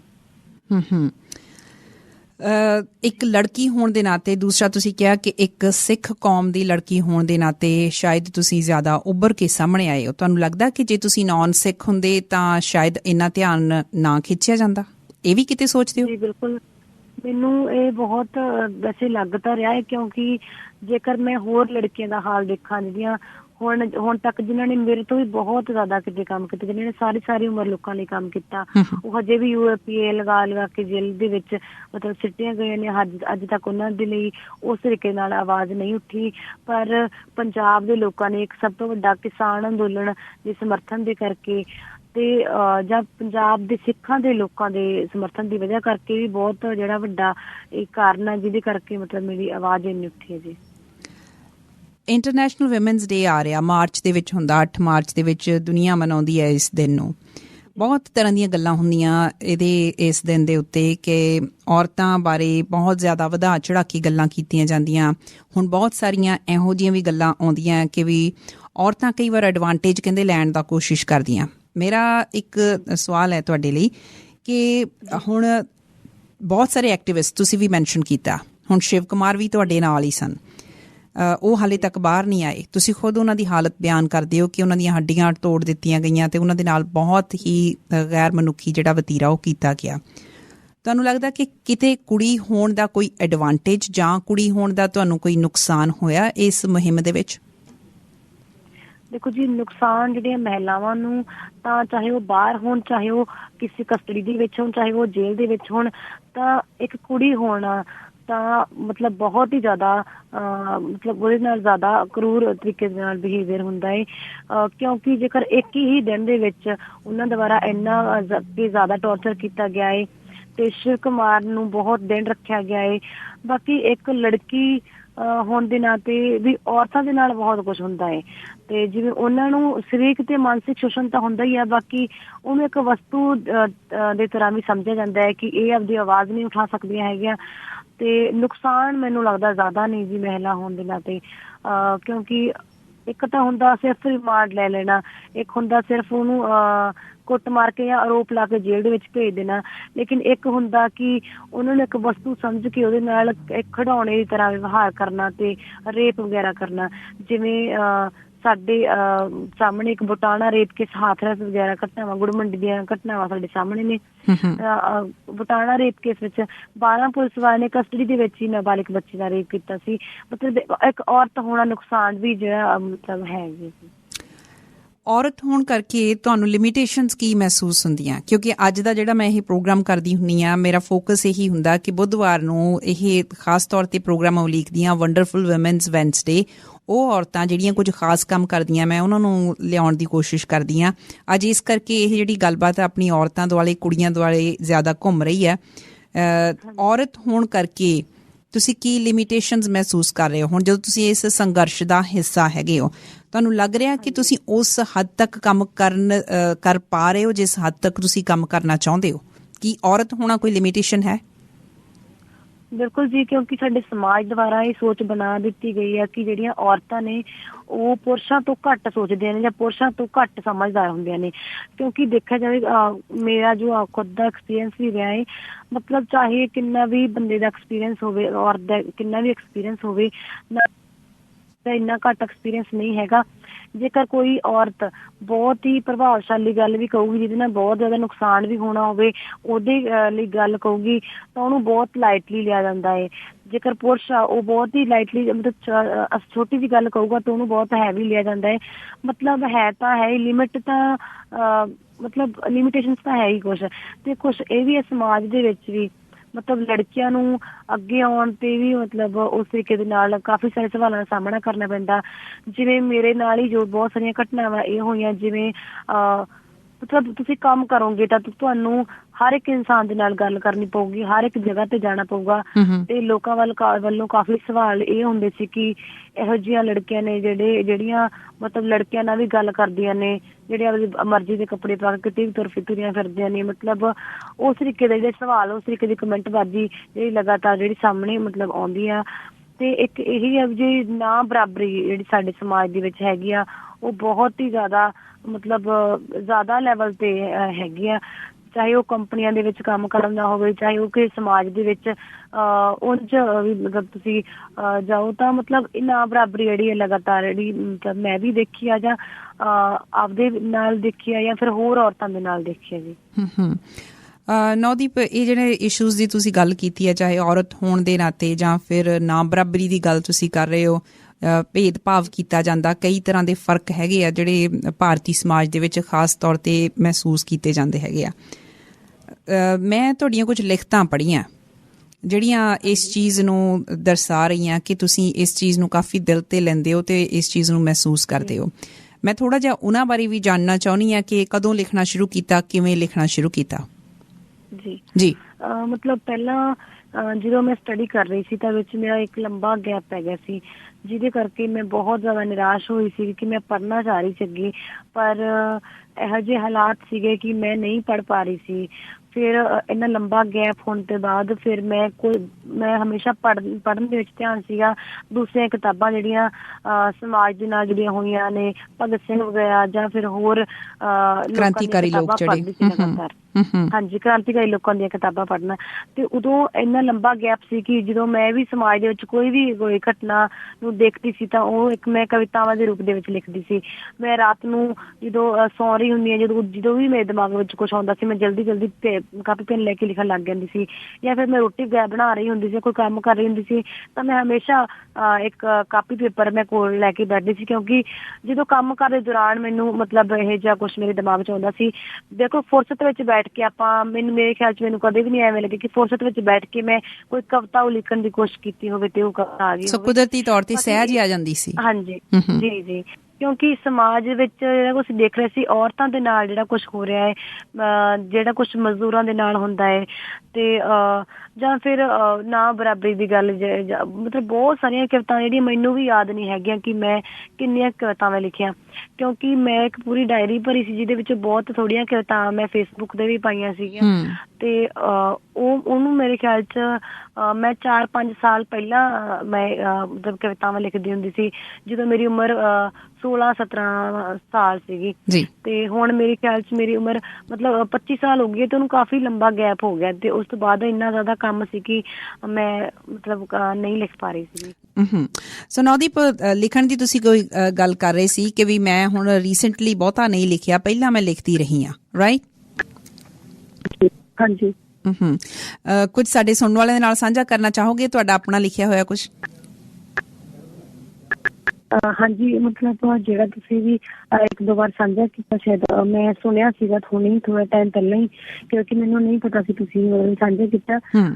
ਮੈਂ ਉਹਦੇ ਵਿੱਚੋਂ ਹੀ ਕੁਝ ਕੁ ਲਾਈਨਾਂ ਮੈਂ ਤੁਹਾਨੂੰ ਸਾਂਝਾ ਕਰਨਾ ਚਾਹੂੰਗੀ। ਜ਼ਰੂਰ। ਰੁੱਤ ਬਦਲ ਗਈ, ਇਨਸਾਨ ਬਦਲ ਗਏ, ਜ਼ਾਲਮ ਹਨੇਰੇ ਦੇ ਸ਼ੈਤਾਨ ਬਦਲ ਗਏ, ਪਰ ਬਦਲੇ ਨਾ ਮੌਤ ਦਾ ਸਮਾਨ ਦੋਸਤੋ, ਉਹ ਬੰਦੇ ਖਾਂਦੀ ਧਰਮੀ ਹੈਵਾਨ ਦੋਸਤੋ। ਮਤਲਬ ਜਿਹੜੇ ਸਾਡੇ ਧਰਮ ਆ, ਉਹ ਅੱਜ ਵੀ ਮਤਲਬ ਮਰਵਾਉਂਦਾ ਹੈ ਲੋਕਾਂ ਨੂੰ ਆਪਸ ਦੇ ਵਿੱਚ। ਬਿਲਕੁਲ। ਇਹ ਸੀਗਾ ਜੀ। ਅੱਛਾ ਨਵਦੀਪ, ਮੈਂ ਕੁਝ ਹੋਰ ਗੱਲਾਂ ਤੁਹਾਡੇ ਨਾਲ ਕਰਨੀਆਂ ਚਾਹੁੰਦੀ ਹਾਂ। ਹੁਣ ਜਦੋਂ ਦੇ ਤੁਸੀਂ ਬਾਹਰ ਆਏ ਹੈਗੇ ਹੋ, ਕਿਉਂਕਿ ਹਾਲੇ ਤੱਕ ਮੈਂ ਚਲੋ ਅੰਦਰ ਦੀ ਜੇਲ੍ਹ ਦੇ ਅੰਦਰਲੀ ਜਿਹੜੀ ਗੱਲ ਆ ਉਹ ਮੈਂ ਨਹੀਂ ਕਰ ਸਕੀ ਤੁਹਾਡੇ ਨਾਲ, ਉਹ ਮੈਂ ਜ਼ਰੂਰ ਕਰਨਾ ਚਾਹੁੰਦੀ ਹਾਂ। ਬਹੁਤ ਸਾਰੀਆਂ ਤੁਹਾਡੀਆਂ ਪ੍ਰੈਸ ਕਾਨਫਰੰਸਿਸ ਹੋ ਰਹੀਆਂ ਨੇ ਲਗਾਤਾਰ, ਪਤਾ ਨਹੀਂ ਤੁਸੀਂ ਦਿਨ ਦੇ ਵਿੱਚ ਕਿੰਨੇ ਮੀਡੀਆ ਨੂੰ ਮਿਲਦੇ ਹੋ ਜਾਂ ਮੀਡੀਆ ਤੁਹਾਨੂੰ ਫੋਲੋ ਕਰ ਰਿਹਾ ਹੈ। ਇਹਦੇ ਨਾਲ ਪ੍ਰਾਈਵੇਟ ਤੇ ਪਰਸਨਲ ਜਿਹੜੀ ਆਪਣੀ ਲਾਈਫ ਹੈ ਉਹਦੇ ਤੇ ਕੀ ਅਸਰ ਹੋ ਰਿਹਾ, ਕਿੱਦਾਂ ਦੇਖਦੇ ਹੋ ਤੁਸੀਂ? ਦੇਖੋ ਜੀ, ਜਦੋਂ ਤੋਂ ਮੈਂ ਆਈ ਹਾਂ, ਜਦੋਂ ਮੈਂ ਫਸਟ ਡੇ ਨਹੀਂ ਮਤਲਬ ਜੇਲ੍ਹ ਤੋਂ ਬਾਹਰ ਪੈਰ ਰੱਖਿਆ ਸੀਗਾ ਲੋਕਾਂ ਨੇ, ਉਦੋਂ ਹੀ ਮੀਡੀਆ ਨੇ ਕਾਫੀ ਜ਼ਿਆਦਾ ਮਤਲਬ ਦਿੱਤਾ ਸੀ। ਮਤਲਬ ਮੇਰੇ ਵਾਲ ਵੀ ਤਾਂ ਖੁੱਲ ਗਏ ਸੀਗੇ, ਇੰਨਾ ਜ਼ਿਆਦਾ ਹੋਇਆ ਸੀਗਾ। ਪਰ ਉਸ ਤੋਂ ਬਾਅਦ ਰਾਤ ਦੇ ਟਾਈਮ ਵੀ ਮੈਂ ਸੌ ਨਹੀਂ ਸੀ ਪਾਈ। ਜੇਲ੍ਹ ਤੋਂ ਬਾਹਰ ਆਉਣ ਤੋਂ ਬਾਅਦ ਤੁਹਾਡੀ ਜਿਹੜੀ ਲਾਈਫ ਹੈ ਉਹ ਕਿਸ ਢੰਗ ਦੇ ਨਾਲ ਇੰਪੈਕਟ ਹੋਈ ਹੈ? ਤੁਸੀਂ ਚੰਗਾ ਮਹਿਸੂਸ ਕਰ ਰਹੇ ਹੋ ਜਾਂ ਤੁਹਾਨੂੰ ਲੱਗ ਰਿਹਾ ਕਿ ਨਹੀਂ ਇਹ ਬਹੁਤ ਜ਼ਿਆਦਾ ਹੋ ਰਿਹਾ? ਕਿਉਂਕਿ ਜਿੰਨੀਆਂ ਤੁਹਾਡੀਆਂ ਅਸੀਂ ਵੀਡੀਓਜ਼ ਦੇਖ ਰਹੇ ਹਾਂ, ਤੁਸੀਂ ਹਰ ਵੇਲੇ ਮੀਡੀਆ ਦੇ ਨਾਲ ਘਿਰੇ ਹੋਏ ਹੋ ਇੱਕ ਸੈਲੀਬ੍ਰਿਟੀ ਦੀ ਤਰ੍ਹਾਂ। ਮੈਨੂੰ ਲੱਗ ਰਿਹਾ ਕਿ ਤੁਹਾਨੂੰ ਹੁਣ ਪ੍ਰੋਪਰ ਸਕੈਜੂਲ ਬਣਾਉਣਾ ਪੈਂਦਾ ਹੋਣਾ। ਤੁਸੀਂ ਕਿਹਨੂੰ ਟਾਈਮ ਦਿੱਤਾ, ਕਦੋਂ ਟਾਈਮ ਦਿੱਤਾ, ਉਹਦੇ ਲਈ ਵੀ ਸ਼ਾਇਦ ਤੁਹਾਨੂੰ ਕੁਝ ਅਸਿਸਟੈਂਟ ਚਾਹੀਦੇ ਹੋਣਗੇ। ਕਿਸ ਤਰ੍ਹਾਂ ਵਰਕ ਕਰ ਰਹੀ ਹੈ ਲਾਈਫ ਇਸ ਵੇਲੇ? ਜੀ। ਹਾਂਜੀ, ਬਿਲਕੁਲ ਜੀ। ਕਿਉਂਕਿ ਮੈਨੂੰ ਯਾਦ ਨਹੀਂ ਰਹਿੰਦਾ ਜੇਕਰ ਮੈਂ ਕਿਸੇ ਨੂੰ ਟਾਈਮ ਦੇ ਰਹੀ ਹਾਂ ਤਾਂ ਉਹ ਤੇ ਮਤਲਬ ਹਰ ਰੋਜ਼ ਦਾ ਟਾਈਮ ਸੁਬਾਹ ਤੋਂ ਲੈ ਕੇ ਰਾਤ ਦੇ 12 ਵਜੇ ਤੱਕ ਜਾਂ 12 ਵਜੇ ਤੋਂ ਬਾਅਦ ਸੁਬਾਹ ਤੋਂ ਤੱਕ, ਮਤਲਬ ਹਰ ਇੱਕ ਇਨਸਾਨ ਦਾ ਅੱਧੇ ਘੰਟੇ ਦਾ ਟਾਈਮ ਜਾਂ ਫਿਰ ਕੋਈ ਇਹੋ ਜਿਹੇ 2 ਘੰਟੇ ਹੈਗੇ ਨੇ ਜਿਹੜੇ ਮੈਂ ਫ੍ਰੀ ਹਾਂ। ਬਾਕੀ ਫੋਨ ਦੇ ਜ਼ਰੀਏ ਕਿਸੇ ਨਾਲ ਵੀਡੀਓ ਕਾਲ, ਕਿਸੇ ਨਾਲ ਜ਼ੂਮ ਐਪ ਤੇ ਜਾਂ ਫਿਰ ਮਿਲ ਕੇ ਇੰਟਰਵਿਊ ਤਾਂ ਲਗਾਤਾਰ ਇਹ ਚੱਲ ਰਹੀਆਂ ਨੇ। ਤਾਂ 2 ਦਿਨ ਤੋਂ ਮੈਂ ਅੱਛੇ ਤਰੀਕੇ ਨਾਲ ਸੌਂ ਵੀ ਨਹੀਂ ਪਾਈ ਹੈਗੀ। ਮਤਲਬ ਖਾਣ ਪੀਣ ਦਾ ਵੀ ਇਹੋ ਜਿਹਾ ਹੀ ਹੈਗਾ ਕਿ ਮੈਂ ਅੱਜ ਤੱਕ ਦਵਾਈ ਤੱਕ ਨਹੀਂ ਲੈ ਪਾਈ ਆਪਣੀ, ਮਤਲਬ ਇੰਨਾ ਜ਼ਿਆਦਾ ਬਿਜ਼ੀ ਸ਼ਡਿਊਲ ਚੱਲ ਰਿਹਾ ਜੀ। ਮਾਫੀ ਚਾਹੁੰਦੇ ਹਾਂ ਕਿ ਅਸੀਂ ਵੀ ਤੁਹਾਨੂੰ ਤਕਲੀਫ ਦੇ ਰਹੇ ਹਾਂ ਬੜੇ ਔਡ ਜਿਹੇ ਟਾਈਮ ਦੇ ਉੱਤੇ। ਹਾਂਜੀ ਨਵਦੀਪ, ਹੁਣ ਗੱਲ ਕਰਦੇ ਹਾਂ ਤੁਹਾਡੇ ਉਸ ਤਜਰਬੇ ਦੀ ਜਿਹਦੇ ਬਾਰੇ ਸ਼ਾਇਦ ਤੁਹਾਡੇ ਕੋਲੋਂ ਬਾਰ-ਬਾਰ ਪੁੱਛਿਆ ਜਾ ਰਿਹਾ ਹੈ, ਤੇ ਹੋ ਸਕਦਾ ਹੈ ਕਿ ਤੁਸੀਂ ਉਸ ਤਜਰਬੇ ਨੂੰ ਆਪਣੀਆਂ ਅੱਖਾਂ ਦੇ ਸਾਹਮਣੇ ਦੁਬਾਰਾ ਨਹੀਂ ਲਿਆਉਣਾ ਚਾਹੁੰਦੇ, ਆਪਣੀ ਜ਼ੁਬਾਨ ਤੇ ਨਹੀਂ ਲਿਆਉਣਾ ਚਾਹੁੰਦੇ, ਪਰ ਫਿਰ ਵੀ ਤੁਹਾਨੂੰ ਪੁੱਛਿਆ ਜਾ ਰਿਹਾ ਹੈ। ਅੱਜ ਉਹੀ ਜਿਹੜੀ ਗੱਲ ਹੈ ਉਹ ਮੈਂ ਵੀ ਕਰਨ ਜਾ ਰਹੀ ਹਾਂ। ਪਹਿਲੀ ਗੱਲ ਤਾਂ ਮੈਂ ਤੁਹਾਡੀ ਪਰਮਿਸ਼ਨ ਮੰਗਦੀ ਹਾਂ ਇਸ ਚੀਜ਼ ਤੇ ਕਿ ਕੀ ਤੁਸੀਂ ਕੰਫਰਟੇਬਲ ਹੋ ਉਹ ਗੱਲ ਕਰਨ ਦੇ ਲਈ ਜੋ ਕੁਝ ਜੇਲ੍ਹ ਦੇ ਵਿੱਚ ਹੋਇਆ, ਜੋ ਕੁਝ ਤੁਸੀਂ ਦੇਖਿਆ, ਜੋ ਕੁਝ ਮਹਿਸੂਸ ਕੀਤਾ, ਤੁਸੀਂ ਕੰਫਰਟੇਬਲ ਹੈਗੇ ਹੋ? ਹਾਂਜੀ ਹਾਂਜੀ। ਹੁਣ ਇਹ ਦੱਸੋ ਕਿ ਤੁਹਾਡੇ ਬਾਰੇ ਬਹੁਤ ਸਾਰੀਆਂ ਗੱਲਾਂ ਆਈਆਂ। ਮੈਂ ਜਦੋਂ ਰਾਜਵੀਰ ਨਾਲ ਗੱਲ ਕੀਤੀ, ਉਸਨੇ ਵੀ ਮੈਨੂੰ ਦੱਸਿਆ ਕਿ ਤਸ਼ੱਦਦ ਤੁਹਾਡੇ ਤੇ ਬਹੁਤ ਤਰ੍ਹਾਂ ਦਾ ਹੋਇਆ। ਉਸ ਤੋਂ ਪਹਿਲਾਂ ਬਹੁਤ ਹੋਰ ਤਰ੍ਹਾਂ ਦੀਆਂ ਵੀ ਖਬਰਾਂ ਆਈਆਂ ਕਿ ਸੈਕਸ਼ੂਅਲ ਅਸੌਲਟ ਹੋਇਆ। ਮੈਂ ਇਹੀ ਟਰਮ ਯੂਜ਼ ਕਰ ਰਹੀ ਹਾਂ ਜੋ ਪਹਿਲਾਂ ਸਾਹਮਣੇ ਆਈ ਸੀ, ਪਰ ਰਾਜਵੀਰ ਨੇ ਇਹ ਗੱਲ ਕੀਤੀ, ਕਹਿੰਦੇ ਕਿ ਨਹੀਂ, ਇਸ ਤਰ੍ਹਾਂ ਨਹੀਂ ਹੋਇਆ, ਕੁੱਟਮਾਰ ਹੀ ਬਹੁਤ ਬੁਰੇ ਤਰੀਕੇ ਦੇ ਨਾਲ ਕੀਤੀ ਗਈ ਸੀ। ਨਾਲ ਫਿਰ ਮੇਰੀ ਦੂਸਰੀ ਵਾਰੀ ਮੁਲਾਕਾਤ ਹੋਈ, ਜਿਹੜੀ ਮੈਂ ਇੱਕ YouTube ਚੈਨਲ ਦੇ ਲਈ ਆਪਣੇ ਲਈ ਕੀਤੀ ਸੀ। ਉਹਦੇ ਵਿੱਚ ਉਹਨਾਂ ਨੇ ਕਿਹਾ ਸੀ ਕਿ ਲਿਖਣ ਲਈ ਪੇਪਰ ਤੱਕ ਨਹੀਂ ਦਿੱਤਾ ਜਾ ਰਿਹਾ ਨੌਦੀਪ ਨੂੰ। ਤੁਸੀਂ ਆਪਣੀ ਜ਼ੁਬਾਨੀ ਬਿਆਨ ਕਰੋ ਤਾਂ ਕਿ ਸਾਡੇ ਸੁਣਨ ਵਾਲਿਆਂ ਨੂੰ ਫਸਟ ਹੈਂਡ ਇਨਫੋਰਮੇਸ਼ਨ ਮਿਲ ਸਕੇ ਕਿ ਅਸਲ ਦੇ ਵਿੱਚ ਉੱਥੇ ਤੁਹਾਡੇ ਨਾਲ ਕੀ ਹੋਇਆ ਜਿਹਦੇ ਕਰਕੇ ਸਾਰੇ ਪਾਸੇ ਏਡੀ ਹਾਹਾਕਾਰ ਮਚ ਗਈ।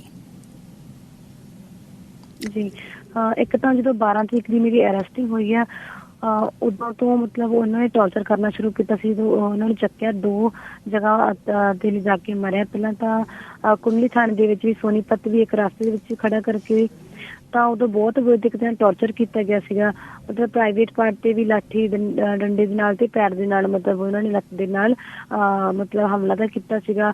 ਤੇ ਉਸ ਤੋਂ ਬਾਅਦ ਜਦੋਂ ਜੇਲ੍ਹ ਦੇ ਵਿੱਚ, ਮਤਲਬ ਪਹਿਲਾਂ ਮੇਰਾ ਮੈਡੀਕਲ ਵੀ ਨਹੀਂ ਕਰਵਾਇਆ ਗਿਆ ਸੀ ਜੇਲ੍ਹ ਜਾਣ ਤੋਂ ਪਹਿਲਾਂ, ਤੇ ਮੈਨੂੰ ਉਵੇਂ ਹੀ ਜੇਲ੍ਹ ਦੇ ਵਿੱਚ ਮਤਲਬ ਭੇਜ ਦਿੱਤਾ ਗਿਆ ਸੀਗਾ। ਤੇ ਜੇਲ੍ਹ ਦੇ ਵਿੱਚ ਜਾ ਕੇ ਵੀ 14 ਦਿਨ ਲਈ ਮੈਨੂੰ ਕੁਆਰੰਟੀਨ ਲਈ ਬੰਦ ਕਰ ਦਿੱਤਾ ਗਿਆ, ਤੇ ਮੈਂ ਕਿਸੇ ਨੂੰ ਦੱਸ ਤੱਕ ਨਹੀਂ ਪਾਈ ਕਿ ਮੇਰੇ ਬਹੁਤ ਜ਼ਿਆਦਾ ਇੰਜਰੀਜ਼ ਨੇ, ਮਤਲਬ ਦਰਦ ਹੋ ਰਿਹਾ ਬਹੁਤ ਜ਼ਿਆਦਾ। ਤੇ ਉਸ ਤੋਂ ਬਾਅਦ 14 ਦਿਨ ਬਾਅਦ ਕੋਰਟ ਦੇ ਆਰਡਰ ਤੋਂ ਬਾਅਦ ਜਾ ਕੇ ਮੇਰਾ ਮੈਡੀਕਲ ਹੋਇਆ, ਜਦੋਂ ਮੈਂ ਕਾਫੀ ਹੱਦ ਤੱਕ ਠੀਕ ਵੀ ਹੋ ਗਈ ਸੀ। ਬਹੁਤ ਥੋੜੇ ਨਿਸ਼ਾਨ ਜਿਹੜੇ ਮੇਰੀ ਬੋਡੀ ਤੇ ਰਹਿ ਗਏ ਸੀਗੇ, ਪਰ ਅੰਦਰ ਮੈਂ ਜੇਕਰ ਬੁੱਕਸ ਮੰਗਾ ਰਹੀ ਸੀ ਕਿ ਬਾਹਰ ਤੋਂ ਮੈਨੂੰ ਬੁੱਕਸ ਮਤਲਬ ਦੇ ਦਿਓ, ਤਾਂ ਉਹ ਵੀ ਅਲਾਉਡ ਨਹੀਂ ਸੀ। ਬੋਲੇ ਕਿ ਨਹੀਂ, ਅਸੀਂ ਅਲਾਉਡ ਨਹੀਂ ਕਰ ਸਕਦੇ, ਅਲਾਉਡ ਹੀ ਨਹੀਂ ਹੈ, ਅਸੀਂ ਅਲਾਉ ਨਹੀਂ ਕਰ ਸਕਦੇ। ਫਿਰ ਜਦੋਂ ਰਾਜਵੀਰ ਹੋਰ ਆਏ ਸੀਗੇ, ਮਤਲਬ ਪੇਪਰ ਵਗੈਰਾ ਲੈ ਕੇ ਆਏ ਸੀ, ਪੈਨ ਵਗੈਰਾ, ਕਿਤਾਬਾਂ ਵਗੈਰਾ, ਤੋਂ ਵਾਪਸ ਭੇਜ ਦਿੱਤੀਆਂ ਗਈਆਂ, ਅੰਦਰ ਨਹੀਂ ਆਉਣ ਦਿੱਤੀਆਂ ਗਈਆਂ ਸੀਗੀਆਂ। ਤੇ ਲਗਾਤਾਰ ਤੋਂ ਮਤਲਬ ਅੰਦਰ ਮਤਲਬ ਉਸ ਤਰੀਕੇ ਦੇ ਨਾਲ ਮੈਨੂੰ ਨਹੀਂ ਮਿਲਿਆ ਹੈਗਾ, ਕਿਉਂਕਿ ਜਿਹੜੀ ਪੁਲਿਸ ਆ ਉਹ ਸਰਕਾਰ ਦਾ ਹੀ ਜਾਂ ਉੱਪਰ ਸਟੇਟ ਦੀ ਹੀ ਗੱਲ ਮੰਨਦੀ ਆ। ਉਹ ਲੋਕਾਂ ਦੇ ਵੱਲ ਨਹੀਂ ਦੇਖਦੀ ਕਿ ਇਹ ਕੌਣ ਨੇ, ਜਾਂ ਕੀ ਇਹ ਲੋਕਾਂ ਲਈ ਆਏ ਨੇ ਜਾਂ ਫਿਰ ਕੁਛ ਵੀ ਨੇ। ਤਾਂ ਮਤਲਬ ਉਸ ਤਰੀਕੇ ਦੇ ਨਾਲ ਨਹੀਂ ਜੋ ਮਤਲਬ ਵਧੀਆ ਤਰੀਕੇ ਨਾਲ ਰੱਖਿਆ ਗਿਆ। ਤੇ ਉਸ ਤੋਂ ਬਾਅਦ ਜਦੋਂ ਬਹੁਤ ਜ਼ਿਆਦਾ ਲੋਕਾਂ ਦਾ ਪ੍ਰੈਸ਼ਰ ਆਉਣ ਲੱਗ ਗਿਆ ਸੀਗਾ, ਤਾਂ ਫਿਰ ਜਾ ਕੇ ਮਤਲਬ ਮੇਰੇ ਘਰਦਿਆਂ ਦੇ ਨਾਲ ਮੁਲਾਕਾਤ ਹੋਣ ਲੱਗ ਗਈ। ਤੇ ਮੈਂ ਫੋਨ ਤੇ ਜਿਹੜੀ ਜੇਲ੍ਹ ਦੇ ਵਿੱਚ ਫੋਨ ਤੁਸੀਂ 9 ਮਿੰਟ ਲਈ ਕਰ ਸਕਦੇ, ਤਾਂ ਮੈਂ ਉਹ ਮਤਲਬ ਕਰ ਪਾ ਰਹੀ ਸੀਗੀ। ਪਰ ਉਸ ਤੋਂ ਪਹਿਲਾਂ ਮਤਲਬ ਨਾ ਮੇਰੀ ਫੋਨ ਕਾਲ ਚਾਲੂ ਹੋ ਪਾ ਰਹੀ ਸੀ, ਨਾ ਮੇਰਾ ਮੈਡੀਕਲ ਹੋ ਪਾ ਰਿਹਾ ਸੀਗਾ, ਤੇ ਨਾ ਹੀ ਮੈਂ ਚੰਗੇ ਤਰੀਕੇ ਨਾਲ ਕਿਸੇ ਨੂੰ ਮਿਲ ਪਾ ਰਹੀ ਸੀ। ਮੇਰੀ ਗੱਲ ਨਹੀਂ ਹੋ ਪਾ ਰਹੀ ਸੀ ਕਿ ਬਾਹਰ ਕੀ ਚੱਲ ਰਿਹਾ ਹੈ। ਜੋ ਤੁਹਾਡੇ ਨਾਲ ਹੋਇਆ ਉਹ ਤੁਸੀਂ ਮਹਿਸੂਸ ਕੀਤਾ, ਤੁਸੀਂ ਉਹ ਬਿਆਨ ਵੀ ਕਰ ਰਹੇ ਹੋ, ਪਰ ਕੁਝ ਹੋਰ ਕਹਾਣੀਆਂ ਜਿਹੜੀਆਂ ਅੰਦਰ ਬੈਠੀਆਂ ਔਰਤਾਂ ਨੇ, ਉਹਨਾਂ ਬਾਰੇ ਵੀ ਥੋੜ੍ਹੀ ਜਿਹੀ ਤੁਸੀਂ ਗੱਲ ਕੀਤੀ ਹੈ। ਰਾਜਵੀਰ ਦੇ ਥਰੂ ਹੀ ਸਾਡੇ ਤੱਕ ਉਹ ਗੱਲ ਪਹੁੰਚੀ ਹੈ ਕਿ ਇੱਕ ਔਰਤ ਹੀ ਸੀ, I am not sure about that, ਕਿ ਜਿਹਦਾ ਅੰਦਰ ਜੇਲ੍ਹ ਦੇ ਅੰਦਰ 15 ਦਿਨ ਲਗਾਤਾਰ ਰੇਪ ਹੁੰਦਾ ਰਿਹਾ। ਤੇ ਇਸ ਤਰ੍ਹਾਂ ਦੀਆਂ ਕਈ ਹੋਰ ਕਹਾਣੀਆਂ ਵੀ ਹੈਗੀਆਂ। ਉਹਨਾਂ ਬਾਰੇ ਜੇ ਤੁਸੀਂ ਜ਼ਿਕਰ ਕਰਨਾ ਚਾਹੋ ਤਾਂ ਕਿ ਐਟਲੀਸਟ ਜਿਹੜੇ ਲੋਕ ਸਾਨੂੰ ਸੁਣ ਰਹੇ ਆ, ਤੁਹਾਨੂੰ ਸੁਣ ਰਹੇ ਹੈਗੇ ਆ, ਉਹਨਾਂ ਨੂੰ ਇਸ ਗੱਲ ਦੀ ਤਸੱਲੀ ਹੋਵੇ ਕਿ ਸੁਣੀਆਂ ਸੁਣਾਈਆਂ ਗੱਲਾਂ ਨਹੀਂ ਆ, ਜਾਂ ਡਿਸਟੋਰਟ ਹੋ ਕੇ ਤੋੜ ਮਰੋੜ ਕੇ ਗੱਲਾਂ ਨਹੀਂ ਪੇਸ਼ ਕੀਤੀਆਂ ਜਾ ਰਹੀਆਂ। ਅਸੀਂ ਫਸਟ ਹੈਂਡ ਇਨਫੋਰਮੇਸ਼ਨ ਲੈ ਰਹੇ ਹਾਂ ਜੋ ਸਾਨੂੰ ਨੌਦੀਪ ਆਪਣੀ ਜ਼ੁਬਾਨੀ ਦੱਸ ਰਹੀ ਆ। ਜੀ ਜੇਲ੍ਹ ਦੇ ਵਿੱਚ ਜਦੋਂ ਮੈਂ ਗਈ ਸੀਗੀ, ਉਸ ਤੋਂ ਪਹਿਲਾਂ ਇੱਕ ਬੋਟਾਣਾ ਰੇਪ ਕੇਸ ਚੱਲ ਰਿਹਾ ਸੀ, ਜਿਹਦੇ ਵਾਸਤੇ ਅਸੀਂ ਲਗਾਤਾਰ ਪ੍ਰੋਟੈਸਟ ਕੀਤੇ ਸੀ ਸੋਨੀਪਤ ਦੇ ਵਿੱਚ, ਜਿਹਦੇ ਵਿੱਚ ਮਤਲਬ ਪੁਲਿਸ ਕਰਮੀਆਂ ਦੁਆਰਾ ਇੱਕ ਨਾਬਾਲਿਗ ਬੱਚੀ ਦੇ ਨਾਲ ਤੇ ਉਹਦੀ ਭੈਣ ਦੇ ਨਾਲ ਦੁਸ਼ਕਰਮ ਕੀਤਾ ਗਿਆ ਸੀਗਾ। 12 ਪੁਲਿਸ ਕਰਮੀਆਂ ਨੇ ਉਹਦੇ ਨਾਲ ਰੇਪ ਕੀਤਾ ਸੀ, ਤੇ ਉਹ ਅੱਜ ਵੀ ਮਤਲਬ ਜੇਲ੍ਹ ਦੇ ਵਿੱਚ ਉਹਨਾਂ ਨੂੰ ਮਿਲ ਕੇ ਵੀ ਆਈ ਸੀਗੀ, ਤੇ ਉਹ ਪੁਲਿਸ ਵਾਲੇ ਅੱਜ ਵੀ ਬਾਹਰ ਘੁੰਮ ਰਹੇ ਨੇ। ਤੇ ਉਸ ਤੋਂ ਬਾਅਦ ਜਦੋਂ ਮੈਂ ਜੇਲ੍ਹ ਦੇ ਵਿੱਚ ਜਾਂਦੀ ਹਾਂ, ਤਾਂ ਮੈਂ ਬਹੁਤ ਸਾਰੀਆਂ ਔਰਤਾਂ ਦੇ ਨਾਲ ਜਦੋਂ ਬੈਠ ਕੇ ਗੱਲ ਕੀਤੀ ਕਿ ਸਭ, ਕਿਉਂਕਿ ਉੱਥੇ ਪੁੱਛਿਆ ਜਾਂਦਾ ਕਿ ਤੁਹਾਡਾ ਕੀ ਕੇਸ ਆ ਤੇ ਤੁਹਾਡੇ ਨਾਲ ਕੀ ਹੋਇਆ। ਤਾਂ ਜਦੋਂ ਮੈਂ ਔਰਤਾਂ ਨੂੰ ਦੱਸਿਆ ਕਿ ਮੇਰਾ ਕੁੰਡਲੀ ਥਾਣੇ ਦਾ ਕੇਸ ਆ, ਤੇ ਉੱਥੇ ਮਤਲਬ ਅਸੀਂ ਐਵੇਂ ਆਪਦੇ ਵੇਤਨ ਦੀ ਮੰਗ ਕਰ ਰਹੇ ਸੀ, ਤਾਂ ਪੁਲਿਸ ਵਾਲਿਆਂ ਨੇ ਚੱਕ ਕੇ ਮੈਨੂੰ ਐਵੇਂ ਟੌਰਚਰ ਕੀਤਾ ਤੇ ਇਸ ਤਰੀਕੇ ਦੇ ਨਾਲ ਕੁੱਟਿਆ। ਤਾਂ ਔਰਤਾਂ ਨੇ ਕਿਹਾ ਵੀ ਇਹ ਤਾਂ ਬਹੁਤ ਆਮ ਜੀ ਗੱਲ ਆ, ਵੀ ਤੁਹਾਡੇ ਨਾਲ ਐਵੇਂ ਟੌਰਚਰ ਹੋਇਆ, ਕੋਈ ਗੱਲ ਨਹੀਂ, ਕੋਈ ਵੱਡੀ ਗੱਲ ਨਹੀਂ ਹੋਈ। ਉੱਥੇ ਇੱਕ ਲੜਕੀ ਸੀਗੀ, ਹਾਂਜੀ, ਉਹਨਾਂ ਲਈ ਇੱਕ ਆਮ ਜੀ ਗੱਲ ਬਣ ਗਈ ਸੀ, ਕਿਉਂਕਿ ਬਹੁਤ ਸਾਰੀਆਂ ਔਰਤਾਂ ਉਹਨਾਂ ਨੂੰ ਇਹ ਜਿਹੀ ਉਦਾਹਰਨਾਂ ਮਿਲ ਰਹੀਆਂ ਸੀ, ਕਿਉਂਕਿ ਲਗਾਤਾਰ ਇਹ ਜਿਹੀਆਂ ਔਰਤਾਂ ਨੂੰ ਮਤਲਬ ਐਵੇਂ ਡੱਕ ਕੇ ਜਾਂਦੇ ਰਹੇ, ਤੇ ਉਹਨਾਂ ਔਰਤਾਂ ਨੂੰ ਜਿਹੜੀਆਂ ਪੁਰਾਣੀਆਂ ਔਰਤਾਂ ਵਾਰ-ਵਾਰ ਸੰਭਾਲਦੀਆਂ ਸੀ, ਤੇ ਉਹਨਾਂ ਨੇ ਦੱਸਿਆ ਕਿ ਮੈਂ ਤੁਹਾਨੂੰ ਇੱਕ ਕੁੜੀ ਨੂੰ ਮਿਲਾਉਣੀ ਹੈ। ਫਿਰ ਮੈਂ ਉਸ ਕੁੜੀ ਨੂੰ ਜਦੋਂ ਮਿਲੀ ਤਾਂ ਉਹਨੇ ਦੱਸਿਆ ਕਿ ਕੁੰਡਲੀ ਥਾਣੇ ਦਾ ਕੇਸ ਹੀ ਹੈ ਮੇਰਾ ਵੀ, ਤੇ 15 ਦਿਨ ਪੁਲਿਸ ਵਾਲੇ ਨੇ ਮਤਲਬ ਲਗਾਤਾਰ ਮੇਰਾ ਰੇਪ ਕੀਤਾ ਸੀ ਥਾਣੇ ਦੇ ਵਿੱਚ, ਜੇਲ੍ਹ 'ਚ ਨਹੀਂ, ਥਾਣੇ ਦੇ ਵਿੱਚ, ਰਾਈਟ? ਹਾਂਜੀ, ਥਾਣੇ ਦੇ, ਹਾਂਜੀ ਥਾਣੇ ਦੇ ਵਿੱਚ। ਤੇ ਉਹਨਾਂ ਨੇ ਇਹ ਕਹਿ ਦਿੱਤਾ ਸੀਗਾ ਕਿ ਤੁਸੀਂ 15 ਦਿਨ ਰੇਪ ਕਰਨ ਤੋਂ ਬਾਅਦ ਕਹਿੰਦੇ ਵੀ ਤੇਰਾ ਜੀਣ ਦਾ ਕੋਈ ਹੱਕ ਨਹੀਂ, ਤੂੰ ਮਤਲਬ ਥਾਣੇ ਦੀ ਛੱਤ ਦੇ ਉੱਪਰੋਂ ਕੁੱਦ ਜਾ। ਤੇ ਫਿਰ ਉਹ ਉੱਪਰੋਂ ਛੱਤ ਦੇ ਉੱਪਰੋਂ ਕੁੱਦ ਗਈ ਸੀ, ਉਹਦੇ ਹੱਥ ਪੈਰ ਟੁੱਟ ਗਏ ਸੀਗੇ, ਤੇ ਉਹਨੂੰ ਉਸੇ ਤਰੀਕੇ ਦੇ ਨਾਲ ਉਹਨੂੰ ਜੇਲ੍ਹ ਦੇ ਵਿੱਚ ਮਤਲਬ ਬੰਦ ਕਰ ਗਏ ਸੀਗੇ। ਤੇ ਔਰਤਾਂ ਨੇ ਦੱਸਿਆ ਕਿ ਉਹਦਾ ਇੰਨਾ ਜ਼ਿਆਦਾ ਬੁਰਾ ਹਾਲ ਸੀ ਕਿ ਉਹਦੇ ਵੱਲ ਦੇਖ ਤੱਕ ਨਹੀਂ ਸਕਦਾ ਸੀ ਇਨਸਾਨ, ਤੇ ਉਹ ਕਾਫੀ ਮਹੀਨਿਆਂ ਬੱਧੀ ਉਹਨੂੰ ਮਤਲਬ ਦੂਰ ਤੋਂ ਹੀ ਚੀਜ਼ ਉਹ ਦਿੰਦੇ ਰਹੇ, ਕਿ ਉਹਦੇ ਇੰਨੇ ਜ਼ਖਮ ਸੀ ਕਿ ਦੂਰ ਤੋਂ ਹੀ ਮਤਲਬ ਉਹਦੀ ਬੋਡੀ ਦੀ ਜਿਹੜੀ ਸਮੈਲ ਆਉਣ ਲੱਗ ਗਈ ਸੀਗੀ, ਇੰਨਾ ਜ਼ਿਆਦਾ ਉਹਦੇ ਜ਼ਖਮ ਸੀਗੇ। ਉਹਦੇ ਪ੍ਰਾਈਵੇਟ ਪਾਰਟ ਦੇ ਵਿੱਚ ਵੀ ਮਤਲਬ ਉਹਨਾਂ ਨੇ ਹੱਥ ਤੱਕ ਪਾਏ ਜੀ, ਉਹਦੇ ਵਿੱਚ ਜਿਹੜੀ ਰਿੰਗ ਉਹਨਾਂ ਦੀ ਪਾਈ ਸੀਗੀ, ਉਹਦੇ ਨਾਲ ਸਾਰਾ ਉਹਦੇ ਪ੍ਰਾਈਵੇਟ ਪਾਰਟ ਬਾਹਰ ਤੱਕ ਆ ਗਏ ਸੀਗੇ। ਮਤਲਬ ਇੰਨਾ ਜ਼ਿਆਦਾ ਮੈਂ ਸੁਣ ਕੇ ਹੈਰਾਨ ਹੋਈ ਸੀ ਕਿ ਇੰਨਾ ਜ਼ਿਆਦਾ ਕਿਸੇ ਦੇ ਨਾਲ ਹੋ ਸਕਦਾ। ਤੇ ਜਿਹੜੀਆਂ ਹੋਰ ਉਸ ਕੁੜੀ ਦੇ ਨਾਲ ਤੁਹਾਡੀ ਮੁਲਾਕਾਤ ਹੋਈ? ਉਸ ਕੁੜੀ ਦੇ ਨਾਲ ਤੁਹਾਡੀ ਮੁਲਾਕਾਤ ਹੋਈ ਸੀ? ਹਾਂਜੀ, ਮੇਰੀ ਮੁਲਾਕਾਤ ਹੋਈ ਜੀ। ਜੀ ਮਾਨਸਿਕ ਤੌਰ ਤੇ ਉਹ ਠੀਕ ਠਾਕ ਹੈ? ਉਹ ਮਾਨਸਿਕ ਤੌਰ ਤੇ ਠੀਕ ਹੈ ਹੁਣ? ਮਾਨਸਿਕ ਜੀ, ਕਿਉਂਕਿ ਉਹਨੂੰ ਕਾਫੀ ਲੰਬਾ ਟਾਈਮ ਹੋ ਗਿਆ ਜੀ ਜੇਲ੍ਹ ਦੇ ਵਿੱਚ। ਤਾਂ ਮੈਂ ਉਹਨੂੰ ਕਿਹਾ ਵੀ ਜੇਕਰ ਤੁਹਾਡਾ ਮੁੱਦਾ ਉਠਾਇਆ ਜਾਵੇ ਕਿ ਤੁਸੀਂ ਪਿੱਛੇ ਹਟ ਜਾਓਗੇ, ਉਹ ਕਹਿੰਦੀ ਨਹੀਂ, ਵੀ ਮੇਰੇ ਕੋਲ ਕੁਛ ਵੀ ਨਹੀਂ ਬਚਿਆ ਹੈਗਾ, ਕੋਈ ਆਪਸ਼ਨ ਨਹੀਂ ਹੈਗੀ ਮੇਰੇ ਕੋਲ, ਤੁਸੀਂ ਜਿੱਥੇ ਵੀ ਕਹੋਗੇ ਮੈਂ ਬੋਲਣ ਨੂੰ ਤਿਆਰ ਹਾਂ, ਪਰ ਮੈਨੂੰ ਇਨਸਾਫ ਚਾਹੀਦਾ ਜੇਕਰ ਮਿਲ ਸਕਦਾ, ਨਹੀਂ ਤਾਂ ਮੈਂ ਸਾਰੀ ਜ਼ਿੰਦਗੀ ਜੇਲ੍ਹ ਦੇ ਵਿੱਚ ਤਾਂ ਮੈਂ ਮਾਰੀ ਜਾਣਾ। ਕਿਉਂਕਿ ਜਿਹੜੀ ਫੈਮਿਲੀ ਆ ਉਸ ਤੋਂ ਬਾਅਦ ਫੈਮਿਲੀ ਵੀ ਸਾਥ ਨਹੀਂ ਦਿੰਦੀ ਕੁਛ ਲੋਕਾਂ ਦੀ। ਤਾਂ ਉਹਨਾਂ ਨੇ ਮੈਨੂੰ ਕਿਹਾ ਵੀ ਤੁਸੀਂ ਜਿੱਥੇ ਕਹੋਗੇ ਮੈਂ ਇੱਥੇ ਬੋਲਣ ਨੂੰ ਤਿਆਰ ਹਾਂ। ਤੇ ਕੁਛ ਕੁ ਹੋਰ ਔਰਤਾਂ ਦੇ ਨਾਲ ਵੀ ਜਦੋਂ ਮੇਰੀ ਗੱਲ ਹੋਈ ਤਾਂ ਉਹਨਾਂ ਨੇ ਕਿਹਾ ਕਿ ਕੁਛ ਕੁ ਔਰਤਾਂ ਸੀ ਜਿਹੜੀਆਂ ਪ੍ਰੈਗਨੈਂਟ ਵੀ ਸੀਗੀਆਂ, ਤੇ ਜੈਂਟਸ ਪੁਲਿਸ ਦੁਆਰਾ ਬਹੁਤ 3rd ਡਿਗਰੀ ਟੌਰਚਰ ਮਤਲਬ ਰਿਮਾਂਡ ਲਿਆ ਜਾਂਦਾ ਸੀਗਾ ਉਹਨਾਂ ਦਾ, ਉਸੇ ਉਵੇਂ ਉਹਨਾਂ ਨੂੰ ਮਤਲਬ ਜੇਲ੍ਹ ਦੇ ਵਿੱਚ ਭੇਜ ਦਿੱਤਾ ਜਾਂਦਾ। ਤੇ ਬਹੁਤ ਸਾਰੀਆਂ ਔਰਤਾਂ ਇਹੋ ਜਿਹੀਆਂ ਨੇ ਤੇ ਜਿਨ੍ਹਾਂ ਦੇ ਉੱਪਰ ਕੋਈ ਸਬੂਤ ਵੀ ਨਹੀਂ ਹੈ ਕਿ ਉਹਨਾਂ ਨੇ ਕੁਛ ਕੀਤਾ ਹੈ, ਕਿਸੇ ਇੱਕ ਨੇ ਕੀਤਾ, ਤੇ ਨਾਲ ਸਾਰੇ ਦੇ ਸਾਰੇ ਨਾਲ ਦੇ ਜਿੰਨੇ ਵੀ ਲੋਕ ਉਹਨਾਂ ਨੂੰ ਸਾਰਿਆਂ ਨੂੰ ਚੱਕ ਕੇ ਅੰਦਰ ਡਾਲ ਦਿੱਤਾ ਜਾਂਦਾ, ਤੇ ਕੋਈ ਜਾਂਚ ਨਹੀਂ ਹੁੰਦੀ। ਤੇ ਅੱਜ ਵੀ ਉਹ ਹਵਾਲਾਤੀ ਨੇ, ਕੈਦੀ ਨਹੀਂ ਹੈਗੇ। ਹਵਾਲਾਤੀ ਉਹ ਹੁੰਦੇ ਜਿਹਦੇ ਤੋਂ ਸਜ਼ਾ ਨਹੀਂ ਹੁੰਦੀ ਹੈਗੀ। ਕੈਦੀਆਂ ਨੂੰ ਹੀ ਬਹੁਤ ਸਾਲ ਹੋ ਗਏ ਜੇਲ੍ਹ ਦੇ ਵਿੱਚ, ਅੱਜ ਵੀ ਉਹਨਾਂ ਦੀ ਕੋਈ ਗੱਲ ਨਹੀਂ ਸੁਣਦਾ, ਕਿਸੇ ਦੇ ਕੋਲ ਵਕੀਲ ਨਹੀਂ ਹੈ, ਕਿਸੇ ਦੀ ਕਸਟਡੀ ਪੂਰੀ ਹੋ ਗਈ ਫਿਰ ਵੀ ਉਹ ਜੇਲ੍ਹ ਤੋਂ ਬਾਹਰ ਨਹੀਂ ਆ ਸਕਦੇ ਹੈਗੇ। ਨੌਦੀਪ, ਇਹ ਜਿਹੜੇ ਤੁਸੀਂ ਤਸ਼ੱਦਦ ਦੀ ਗੱਲ ਕੀਤੀ ਆ, ਇਹ ਜਿਹੜੇ ਤਸ਼ੱਦਦ ਦੀ ਗੱਲ ਕਰ ਰਹੇ ਹੋ ਤੁਸੀਂ, ਵੀ ਔਰਤਾਂ ਦੇ ਨਾਲ ਇਹੋ ਜਿਹਾ ਵਿਹਾਰ ਕੀਤਾ ਗਿਆ, ਉਹ ਦੱਸਦੀਆਂ ਹੋਣਗੀਆਂ ਕਿ ਇਹ ਕਿਹੜੇ ਲੈਵਲ ਦੇ ਪੁਲਿਸ ਵਾਲੇ ਨੇ? ਇਹ ਲੋ ਲੈਵਲ ਦੇ ਨੇ ਜਾਂ ਸੀਨੀਅਰ ਆਫੀਸਰਸ ਨੇ? ਉਹ ਕੌਣ ਲੋਕ ਹੈਗੇ ਆ? ਮਤਲਬ ਇਹ ਗੱਲਬਾਤ ਸੁਣ ਕੇ ਤਾਂ ਇਸ ਤਰ੍ਹਾਂ ਪ੍ਰਤੀਤ ਹੋ ਰਿਹਾ ਕਿ ਜਿਵੇਂ ਬਿਲਕੁਲ ਹੀ ਉੱਥੇ ਗੁੰਡਾ ਰਾਜ ਵਾਲਾ ਕੰਮ ਹੋ ਗਿਆ। ਕੋਈ ਕਿਸੇ ਦੇ ਲਈ ਜਿਹੜੇ ਉੱਥੇ ਆਦਮੀ ਨੇ ਪੁਲਿਸ ਵਾਲੇ ਜਾਂ ਔਰਤਾਂ ਨੇ ਹੋਰ ਪੁਲਿਸ ਵਾਲੀਆਂ ਉੱਥੇ, ਉਹਨਾਂ ਦੇ ਮਨ ਦੇ ਵਿੱਚ ਕੋਈ ਰਹਿਮ ਨਹੀਂ ਆਉਂਦਾ, ਕੋਈ ਕਿਸੇ ਦੇ ਲਈ ਆਵਾਜ਼ ਨਹੀਂ ਉਠਾਉਂਦਾ, ਸਾਰੇ ਇੱਕੋ ਜਿਹੇ ਨੇ? ਦੇਖੋ ਜੀ, ਇੱਕ ਤਾਂ ਇਹ ਹੈ ਕਿ ਲੇਡੀਜ਼ ਪੁਲਿਸ ਹੈ ਜਿਹੜੀ ਉਸ ਤਰੀਕੇ ਦੇ ਨਾਲ ਉਹਨਾਂ ਨੂੰ ਵੀ ਮਤਲਬ ਉਹਨਾਂ ਦਾ ਵੀ ਸ਼ੋਸ਼ਣ ਤਾਂ ਲਗਾਤਾਰ ਹੁੰਦਾ ਹੀ ਹੋਊਗਾ, ਜਿਸ ਤਰ੍ਹਾਂ ਮੈਨੂੰ ਲੱਗਦਾ ਹੈ। ਕਿਉਂਕਿ ਜਦੋਂ ਮੈਨੂੰ ਥਾਣੇ ਦੇ ਵਿੱਚ ਫੜਿਆ ਗਿਆ ਸੀ ਤਾਂ ਜਦੋਂ ਮਾਰ ਰਹੇ ਸੀਗੇ ਤਾਂ ਉਹਨਾਂ ਨੇ ਕਿਹਾ ਸੀਗਾ ਵੀ ਸ਼ਾਇਦ ਉਹ ਲੜਕੀ ਇਹ ਕਹਿ ਰਹੀ ਹੈ ਵਾਰ-ਵਾਰ ਕਿ ਉਹਦੀ ਗਲਤੀ ਨਹੀਂ ਹੈ, ਤਾਂ ਉਹਨੂੰ ਵੀ ਗਾਲੀਆਂ ਦਿੱਤੀਆਂ ਗਈਆਂ ਸੀ ਪੁਲਿਸ ਵਾਲੇ ਨੂੰ ਸਾਹਮਣੇ ਤੋਂ। ਮਤਲਬ ਉਹਨਾਂ ਦਾ ਦੇਖਣ ਤੇ ਉਹਨਾਂ ਦਾ ਬੋਲਣ ਦਾ ਇਹ ਹੈ ਕਿ ਉਹ ਬਿਲਕੁਲ ਚੁੱਪ ਰਹਿੰਦੀਆਂ ਨੇ, ਕਿਉਂਕਿ ਉਹਨਾਂ ਦੀ ਸੁਣੀ ਹੀ ਨਹੀਂ ਜਾਂਦੀ ਹੈਗੀ। ਫਿਰ ਉਸ ਤੋਂ ਬਾਅਦ ਕੁਛ ਕੁ ਤਾਂ ਜੇਲ੍ਹ ਦੇ ਵਿੱਚ ਜਿਹੜੀਆਂ ਬੁਲਡਾਣਾ ਰੇਪ ਕੇਸ ਵਾਲੀਆਂ ਕੁੜੀਆਂ ਦੇ ਨਾਲ ਮੈਂ ਗੱਲ ਕੀਤੀ ਸੀ ਤਾਂ ਉਹਨਾਂ ਨੇ ਇਹ ਕਿਹਾ ਸੀ ਜਦੋਂ ਸਾਨੂੰ ਜੇਲ੍ਹ ਦੇ ਵਿੱਚ ਇੰਝ ਟਰੀਟ ਕੀਤਾ ਜਾਂਦਾ ਸੀ, ਮਾਰਿਆ ਕੁੱਟਿਆ ਵੀ ਜਾਂਦਾ ਸੀ, ਕਿ ਤੁਸੀਂ ਡਿਜ਼ਰਵ ਕਰਦੀਆਂ। ਅੱਛਾ, ਮਤਲਬ ਜਿਹੜਾ ਕੁਛ ਤੁਹਾਡੇ ਨਾਲ ਹੋਇਆ ਤੁਸੀਂ ਡਿਜ਼ਰਵ ਕਰਦੇ ਹੋ। ਤਾਂ ਕੁਛ ਕੁ ਪੁਲਿਸ ਵਾਲੀਆਂ ਵੀ ਮਤਲਬ ਪੁਲਿਸ ਵਾਲਿਆਂ ਦਾ ਹੱਕ ਲੈਂਦੀਆਂ ਨੇ, ਤੇ ਕੁਛ ਕੁ ਜਿਹੜੀਆਂ ਨੇ ਉਹ ਚਾਹ ਕੇ ਵੀ ਵਿਰੋਧ ਨਹੀਂ ਕਰ ਸਕਦੀਆਂ ਹੈਗੀਆਂ।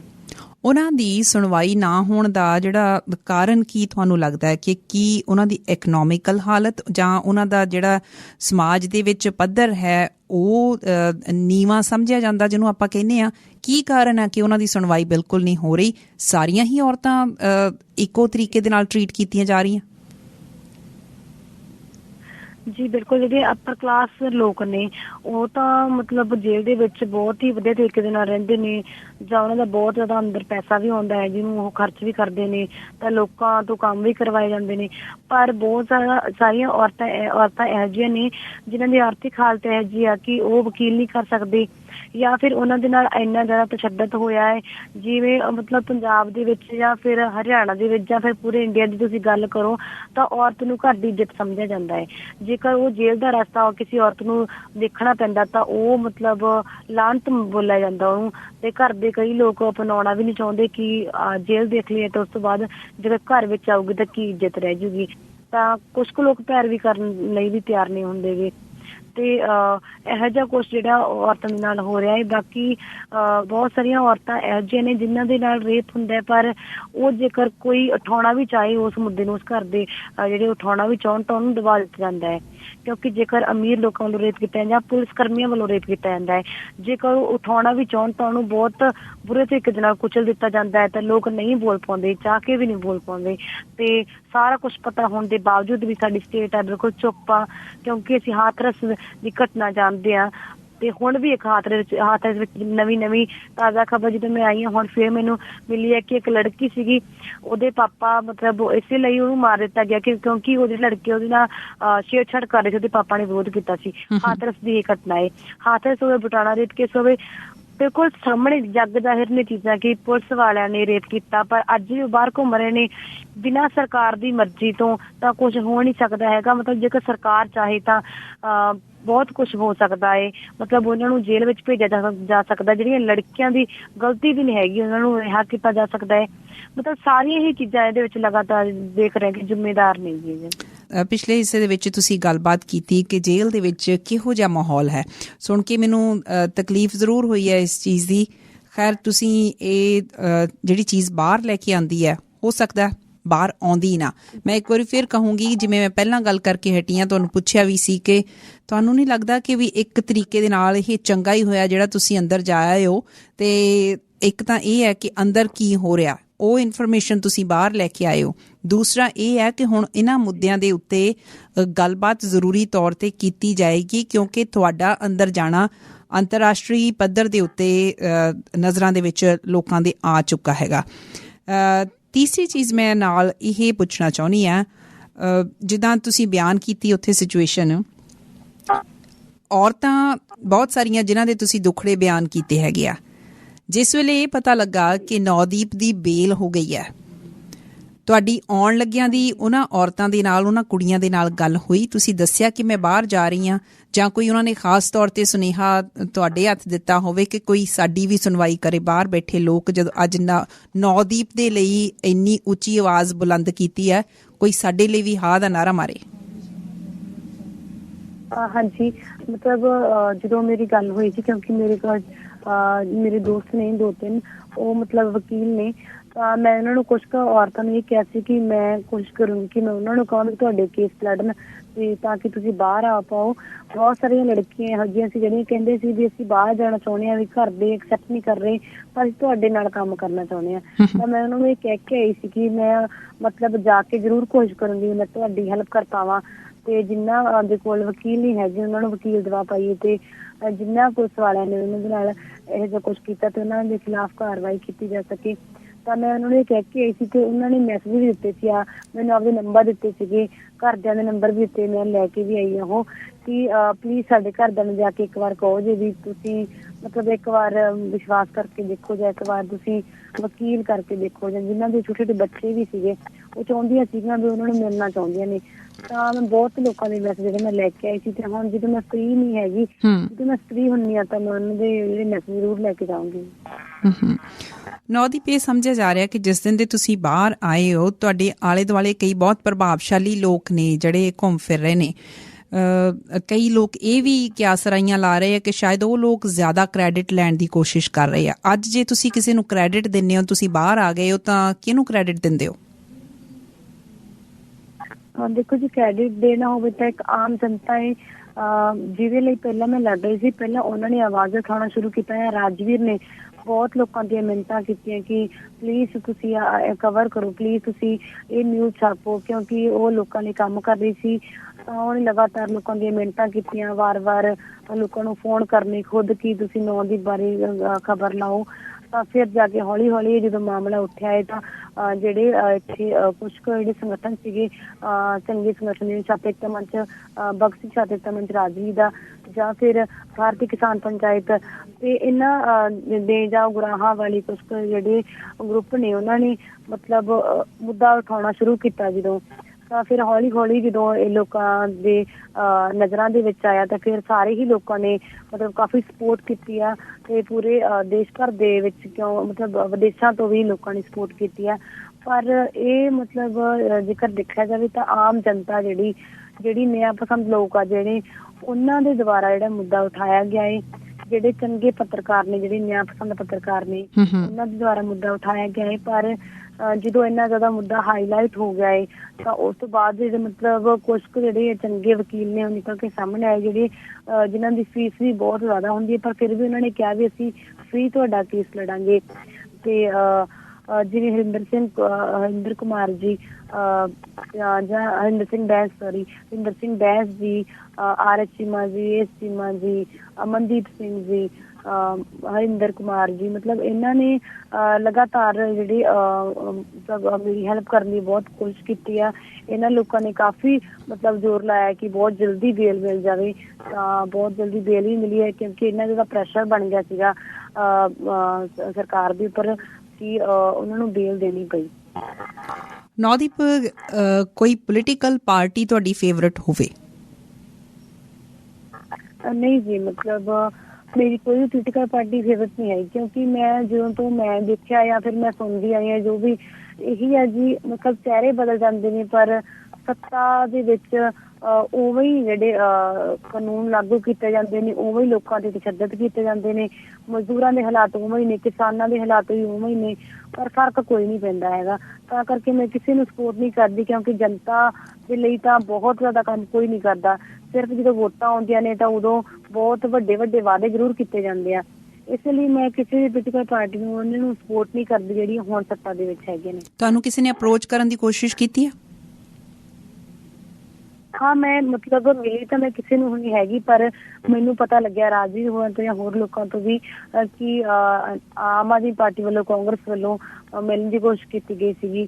ਮਤਲਬ ਉਹਨਾਂ ਨੂੰ ਜਦੋਂ ਬਹੁਤ ਜ਼ਿਆਦਾ ਮੁੱਦਾ ਹਾਈਲਾਈਟ ਹੋ ਜਾਂਦਾ ਤਾਂ ਸਾਰੇ ਹੀ ਜਿਤਾਉਣ ਦੀ ਕੋਸ਼ਿਸ਼ ਕਰਦੇ ਕਿ ਇਹਨਾਂ ਦੇ ਨਾਲ ਆ ਤੇ ਇਹ ਸਾਡੇ ਵੱਲੋਂ ਜਿਹੜੇ ਮਤਲਬ ਚੁਣਾਵ ਲੜਨੀਆਂ ਜਾਂ ਕੁਛ ਮਤਲਬ, ਪਰ ਮੈਂ ਨਹੀਂ ਮਿਲ ਰਹੀ ਉਹ ਜਿਹੇ ਪੋਲੀਟੀਕਲ ਬੰਦਿਆਂ ਨੂੰ, ਕਿਉਂਕਿ ਮੈਂ ਪੋਲੀਟਿਕਸ ਸਭ ਦੀ ਆਪਣੀ ਆਪਣੀ ਹੁੰਦੀ ਆ, ਪਰ ਜਿਹੜੀ ਹੁਣ ਦੇ ਟਾਈਮ ਵਿੱਚ ਜਿਹੜੀ ਸੱਤਾ ਦੇ ਵਿੱਚ ਚੱਲ ਰਹੀ ਹੈ ਉਹਨਾਂ ਨੂੰ ਬਿਲਕੁਲ ਮੈਂ ਸਪੋਰਟ ਨਹੀਂ ਕਰਦੀ ਹੈਗੀ, ਤੇ ਨਾ ਹੀ ਮੇਰਾ ਜੋ ਕੋਈ ਪਲਾਨ ਆ ਕਿ ਮੈਂ ਵੋਟਾਂ ਦੇ ਵਿੱਚ ਖੜੀ ਹੋਵਾਂ।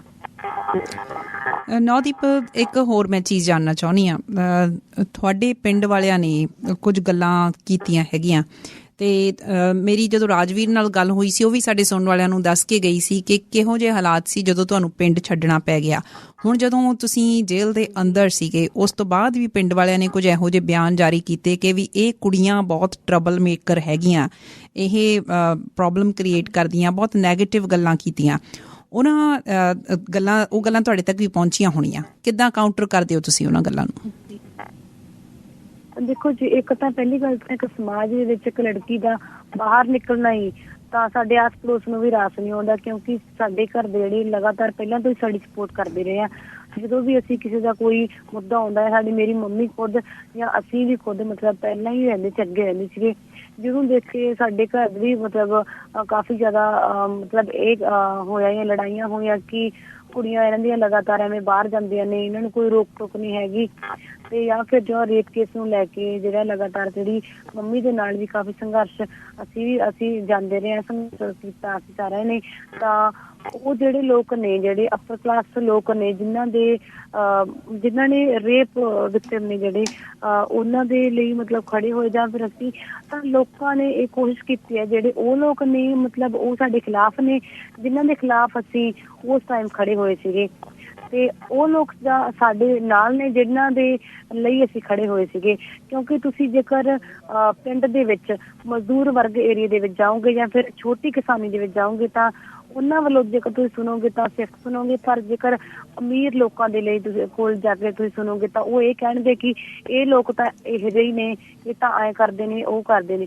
ਕਿਉਂਕਿ ਪਹਿਲਾਂ ਤੋਂ ਹੀ ਇੱਥੇ ਜਦੋਂ ਖੇਤ ਮਜ਼ਦੂਰ ਯੂਨੀਅਨ ਬਣੀ ਸੀਗੀ ਸਾਡਾ ਬਾਈਕਾਟ ਕਰ ਦਿੱਤਾ ਸੀਗਾ ਕਿ ਇਹਨਾਂ ਲੋਕਾਂ ਨੂੰ ਖੇਤਾਂ ਦੇ ਵਿੱਚ ਨਹੀਂ ਐਂਟਰ ਕਰਨ ਦੇਣਾ, ਇਹਨਾਂ ਲੋਕਾਂ ਦੇ ਨਾਲ ਕੋਈ ਰਾਬਤਾ ਨਹੀਂ ਰੱਖਣਾ, ਗੁਰਦੁਆਰਿਆਂ ਦੇ ਵਿੱਚ ਐਂਟਰ ਇਹਨਾਂ ਨੂੰ ਕਰਨ ਨਹੀਂ ਦੇਣਾ, ਤੇ ਇਹੋ ਜਿਹੇ ਮਾਹੌਲ ਕ੍ਰੀਏਟ ਕਰ ਦਿੱਤੇ ਗਏ ਜਿਹਦੇ ਕਰਕੇ ਮਤਲਬ ਸਾਨੂੰ ਪਿੰਡ ਵੀ ਛੱਡਣਾ ਪੈ ਗਿਆ ਸੀਗਾ ਜੀ।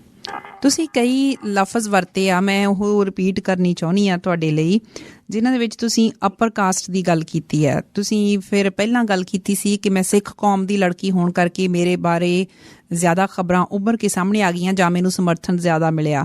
ਫਿਰ ਤੁਸੀਂ ਕਿਹਾ ਸੀ ਕਿ ਮੈਂ ਮਜ਼ਦੂਰ ਐਕਟਿਵਿਸਟ ਹੈਗੀ ਹਾਂ। ਫਿਰ ਤੁਸੀਂ ਛੋਟੇ ਕਿਸਾਨਾਂ ਦੀ ਗੱਲ ਕੀਤੀ ਹੈਗੀ ਆ ਕਿ ਛੋਟੇ ਕਿਸਾਨ ਜਿਹੜੇ ਆ ਉਹ ਹੋਰ ਤਰ੍ਹਾਂ ਸੋਚਦੇ ਆ, ਵੱਡੇ ਜਿਹੜੇ ਨੇ ਉਹ ਹੋਰ ਤਰ੍ਹਾਂ ਸੋਚਦੇ ਆ। ਕਾਸਟ ਦੀ ਤੁਸੀਂ ਗੱਲ ਕੀਤੀ ਹੈ, ਦਲਿਤ ਪਰਿਵਾਰ ਦੇ ਨਾਲ ਤੁਸੀਂ ਸੰਬੰਧਿਤ ਹੈਗੇ ਹੋ। ਨੌਦੀਪ, ਕੀ ਲੱਗਦਾ ਤੁਹਾਡੇ ਕੋਲ ਇਸ ਵੇਲੇ ਤੁਹਾਡੇ ਏਜੰਡਾ ਤੇ ਕੀ ਹੈ? ਇਹ ਤਾਂ ਬਹੁਤ ਕੁਝ ਜ਼ਿਆਦਾ ਹੈ ਜਿਹਦੇ ਨਾਲ ਤੁਸੀਂ, ਮੈਨੂੰ ਲੱਗਦਾ ਇਸ ਵੇਲੇ ਘੋਲ ਕਰਨ ਦੇ ਲਈ, ਘੋਲ ਕਰਨ ਦੀ ਪੋਜੀਸ਼ਨ 'ਚ ਹੋ। ਕੀ ਤਿਆਰ ਹੈਗੇ ਹੋ ਤੁਸੀਂ? ਜੀ ਬਿਲਕੁਲ ਜੀ, ਮੈਂ ਬਿਲਕੁਲ ਤਿਆਰ ਹਾਂ, ਮਤਲਬ ਹਮੇਸ਼ਾ ਹੀ ਖੜੀ ਹੋਣ ਲਈ, ਹਮੇਸ਼ਾ ਇਹਨਾਂ ਹਾਲਾਤਾਂ ਦੇ ਲਈ ਕਾਸਟ ਦੇ ਖਿਲਾਫ ਲੜਨੇ, ਧਰਮ ਦੇ ਖਿਲਾਫ, ਜੋ ਦਲਿਤ ਲੋਕਾਂ ਦੇ ਨਾਲ ਜੋ ਹੋ ਰਿਹਾ, ਮਹਿਲਾਵਾਂ ਦੇ ਲਈ ਲੜਨੀ, ਮੈਂ ਹਮੇਸ਼ਾ ਤਿਆਰ ਹਾਂ ਜੀ। ਜਿਹੜੀ ਤੁਸੀਂ ਏਜੰਡਾ ਤੇ ਗੱਲ ਆਪਣੇ ਕਰਦੇ ਹੋ, ਤੁਹਾਡੇ ਟੌਪ ਮੋਸਟ ਏਜੰਡਾ ਕੀ ਆ? ਮੁੱਖ ਗੱਲਾਂ ਕੀ ਹੈਗੀਆਂ ਜਿਹੜੀਆਂ ਤੁਸੀਂ ਜੇ ਪ੍ਰਾਇਓਰਿਟੀ ਵਾਈਜ਼ ਦੇਖਣਾ ਹੋਵੇ ਕਿ ਮੈਂ ਇਸ ਤਰਤੀਬ ਦੇ ਵਿੱਚ ਰੱਖਦੀ ਹਾਂ ਕਿ ਆਹ ਸਮੱਸਿਆਵਾਂ ਜਿਨ੍ਹਾਂ ਦੇ ਲਈ ਮੈਂ ਕੰਮ ਕਰਨਾ ਚਾਹੁੰਦੀ ਹਾਂ? ਜੀ ਸਭ ਤੋਂ ਮੇਨ ਸਮੱਸਿਆ ਜਿਹੜੀ ਹੈਗੀ ਆ ਮਜ਼ਦੂਰਾਂ ਦੀ ਹੈ, ਜਿਨ੍ਹਾਂ ਦੇ ਨਾਲ ਬਹੁਤ ਜ਼ਿਆਦਾ ਜ਼ਿਆਦਤੀ ਹੋ ਰਹੀ ਆ, ਬਹੁਤ ਵੱਡੇ ਸਤਰ ਤੇ ਜਿਹੜਾ ਸ਼ੋਸ਼ਣ ਹੋ ਰਿਹਾ ਹੈ ਤੇ ਉਹਨਾਂ ਦੀ ਸੁਣਵਾਈ ਤੱਕ ਨਹੀਂ ਹੋ ਰਹੀ, ਤੇ ਇਹੋ ਜਿਹੇ ਕਾਨੂੰਨ ਲੈ ਕੇ ਆਏ ਜਾ ਰਹੇ ਆ ਜਿਹਦੇ ਨਾਲ ਹੋਰ ਜ਼ਿਆਦਾ ਲੇਬਰ ਨੂੰ ਗੁਲਾਮ ਬਣਾਇਆ ਜਾਵੇ ਤੇ ਲੇਬਰ ਦਾ 1% ਵੀ ਜਿਹੜਾ ਉਹਨਾਂ ਦਾ ਆਪਣਾ ਜਿਹੜਾ ਮਤ ਨਹੀਂ ਰੱਖਿਆ ਜਾ ਸਕਦਾ। ਦੂਸਰਾ ਜਿਹੜਾ ਕਿਸਾਨਾਂ ਦੇ ਨਾਲ ਵੀ ਲਗਾਤਾਰ ਅਸੀਂ ਦੇਖ ਰਹੇ ਹਾਂ ਕਿ ਬਹੁਤ ਨਾ ਇਨਸਾਫੀ ਹੋ ਰਹੀ ਹੈ, ਕਿਸਾਨ ਖੁਦਕੁਸ਼ੀਆਂ ਕਰ ਰਹੇ ਨੇ, ਤੇ ਹੁਣ ਉਸ ਤੋਂ ਵੀ ਜ਼ਿਆਦਾ ਜਿਹੜੇ ਇਹੋ ਜਿਹੇ ਕਾਨੂੰਨ ਲਿਆਂਦੇ ਜਾ ਰਹੇ ਜਿਹਦੇ ਨਾਲ ਕਿਸਾਨੀ ਬਿਲਕੁਲ ਹੀ ਖਤਮ ਹੋ ਜਾਊਗੀ, ਤੇ ਕਿਸਾਨਾਂ ਦੇ ਲਈ ਵੀ ਮਤਲਬ ਜ਼ਰੂਰ ਕੁਛ ਨਾ ਕੁਛ ਕਰਨਾ ਚਾਹੀਦਾ।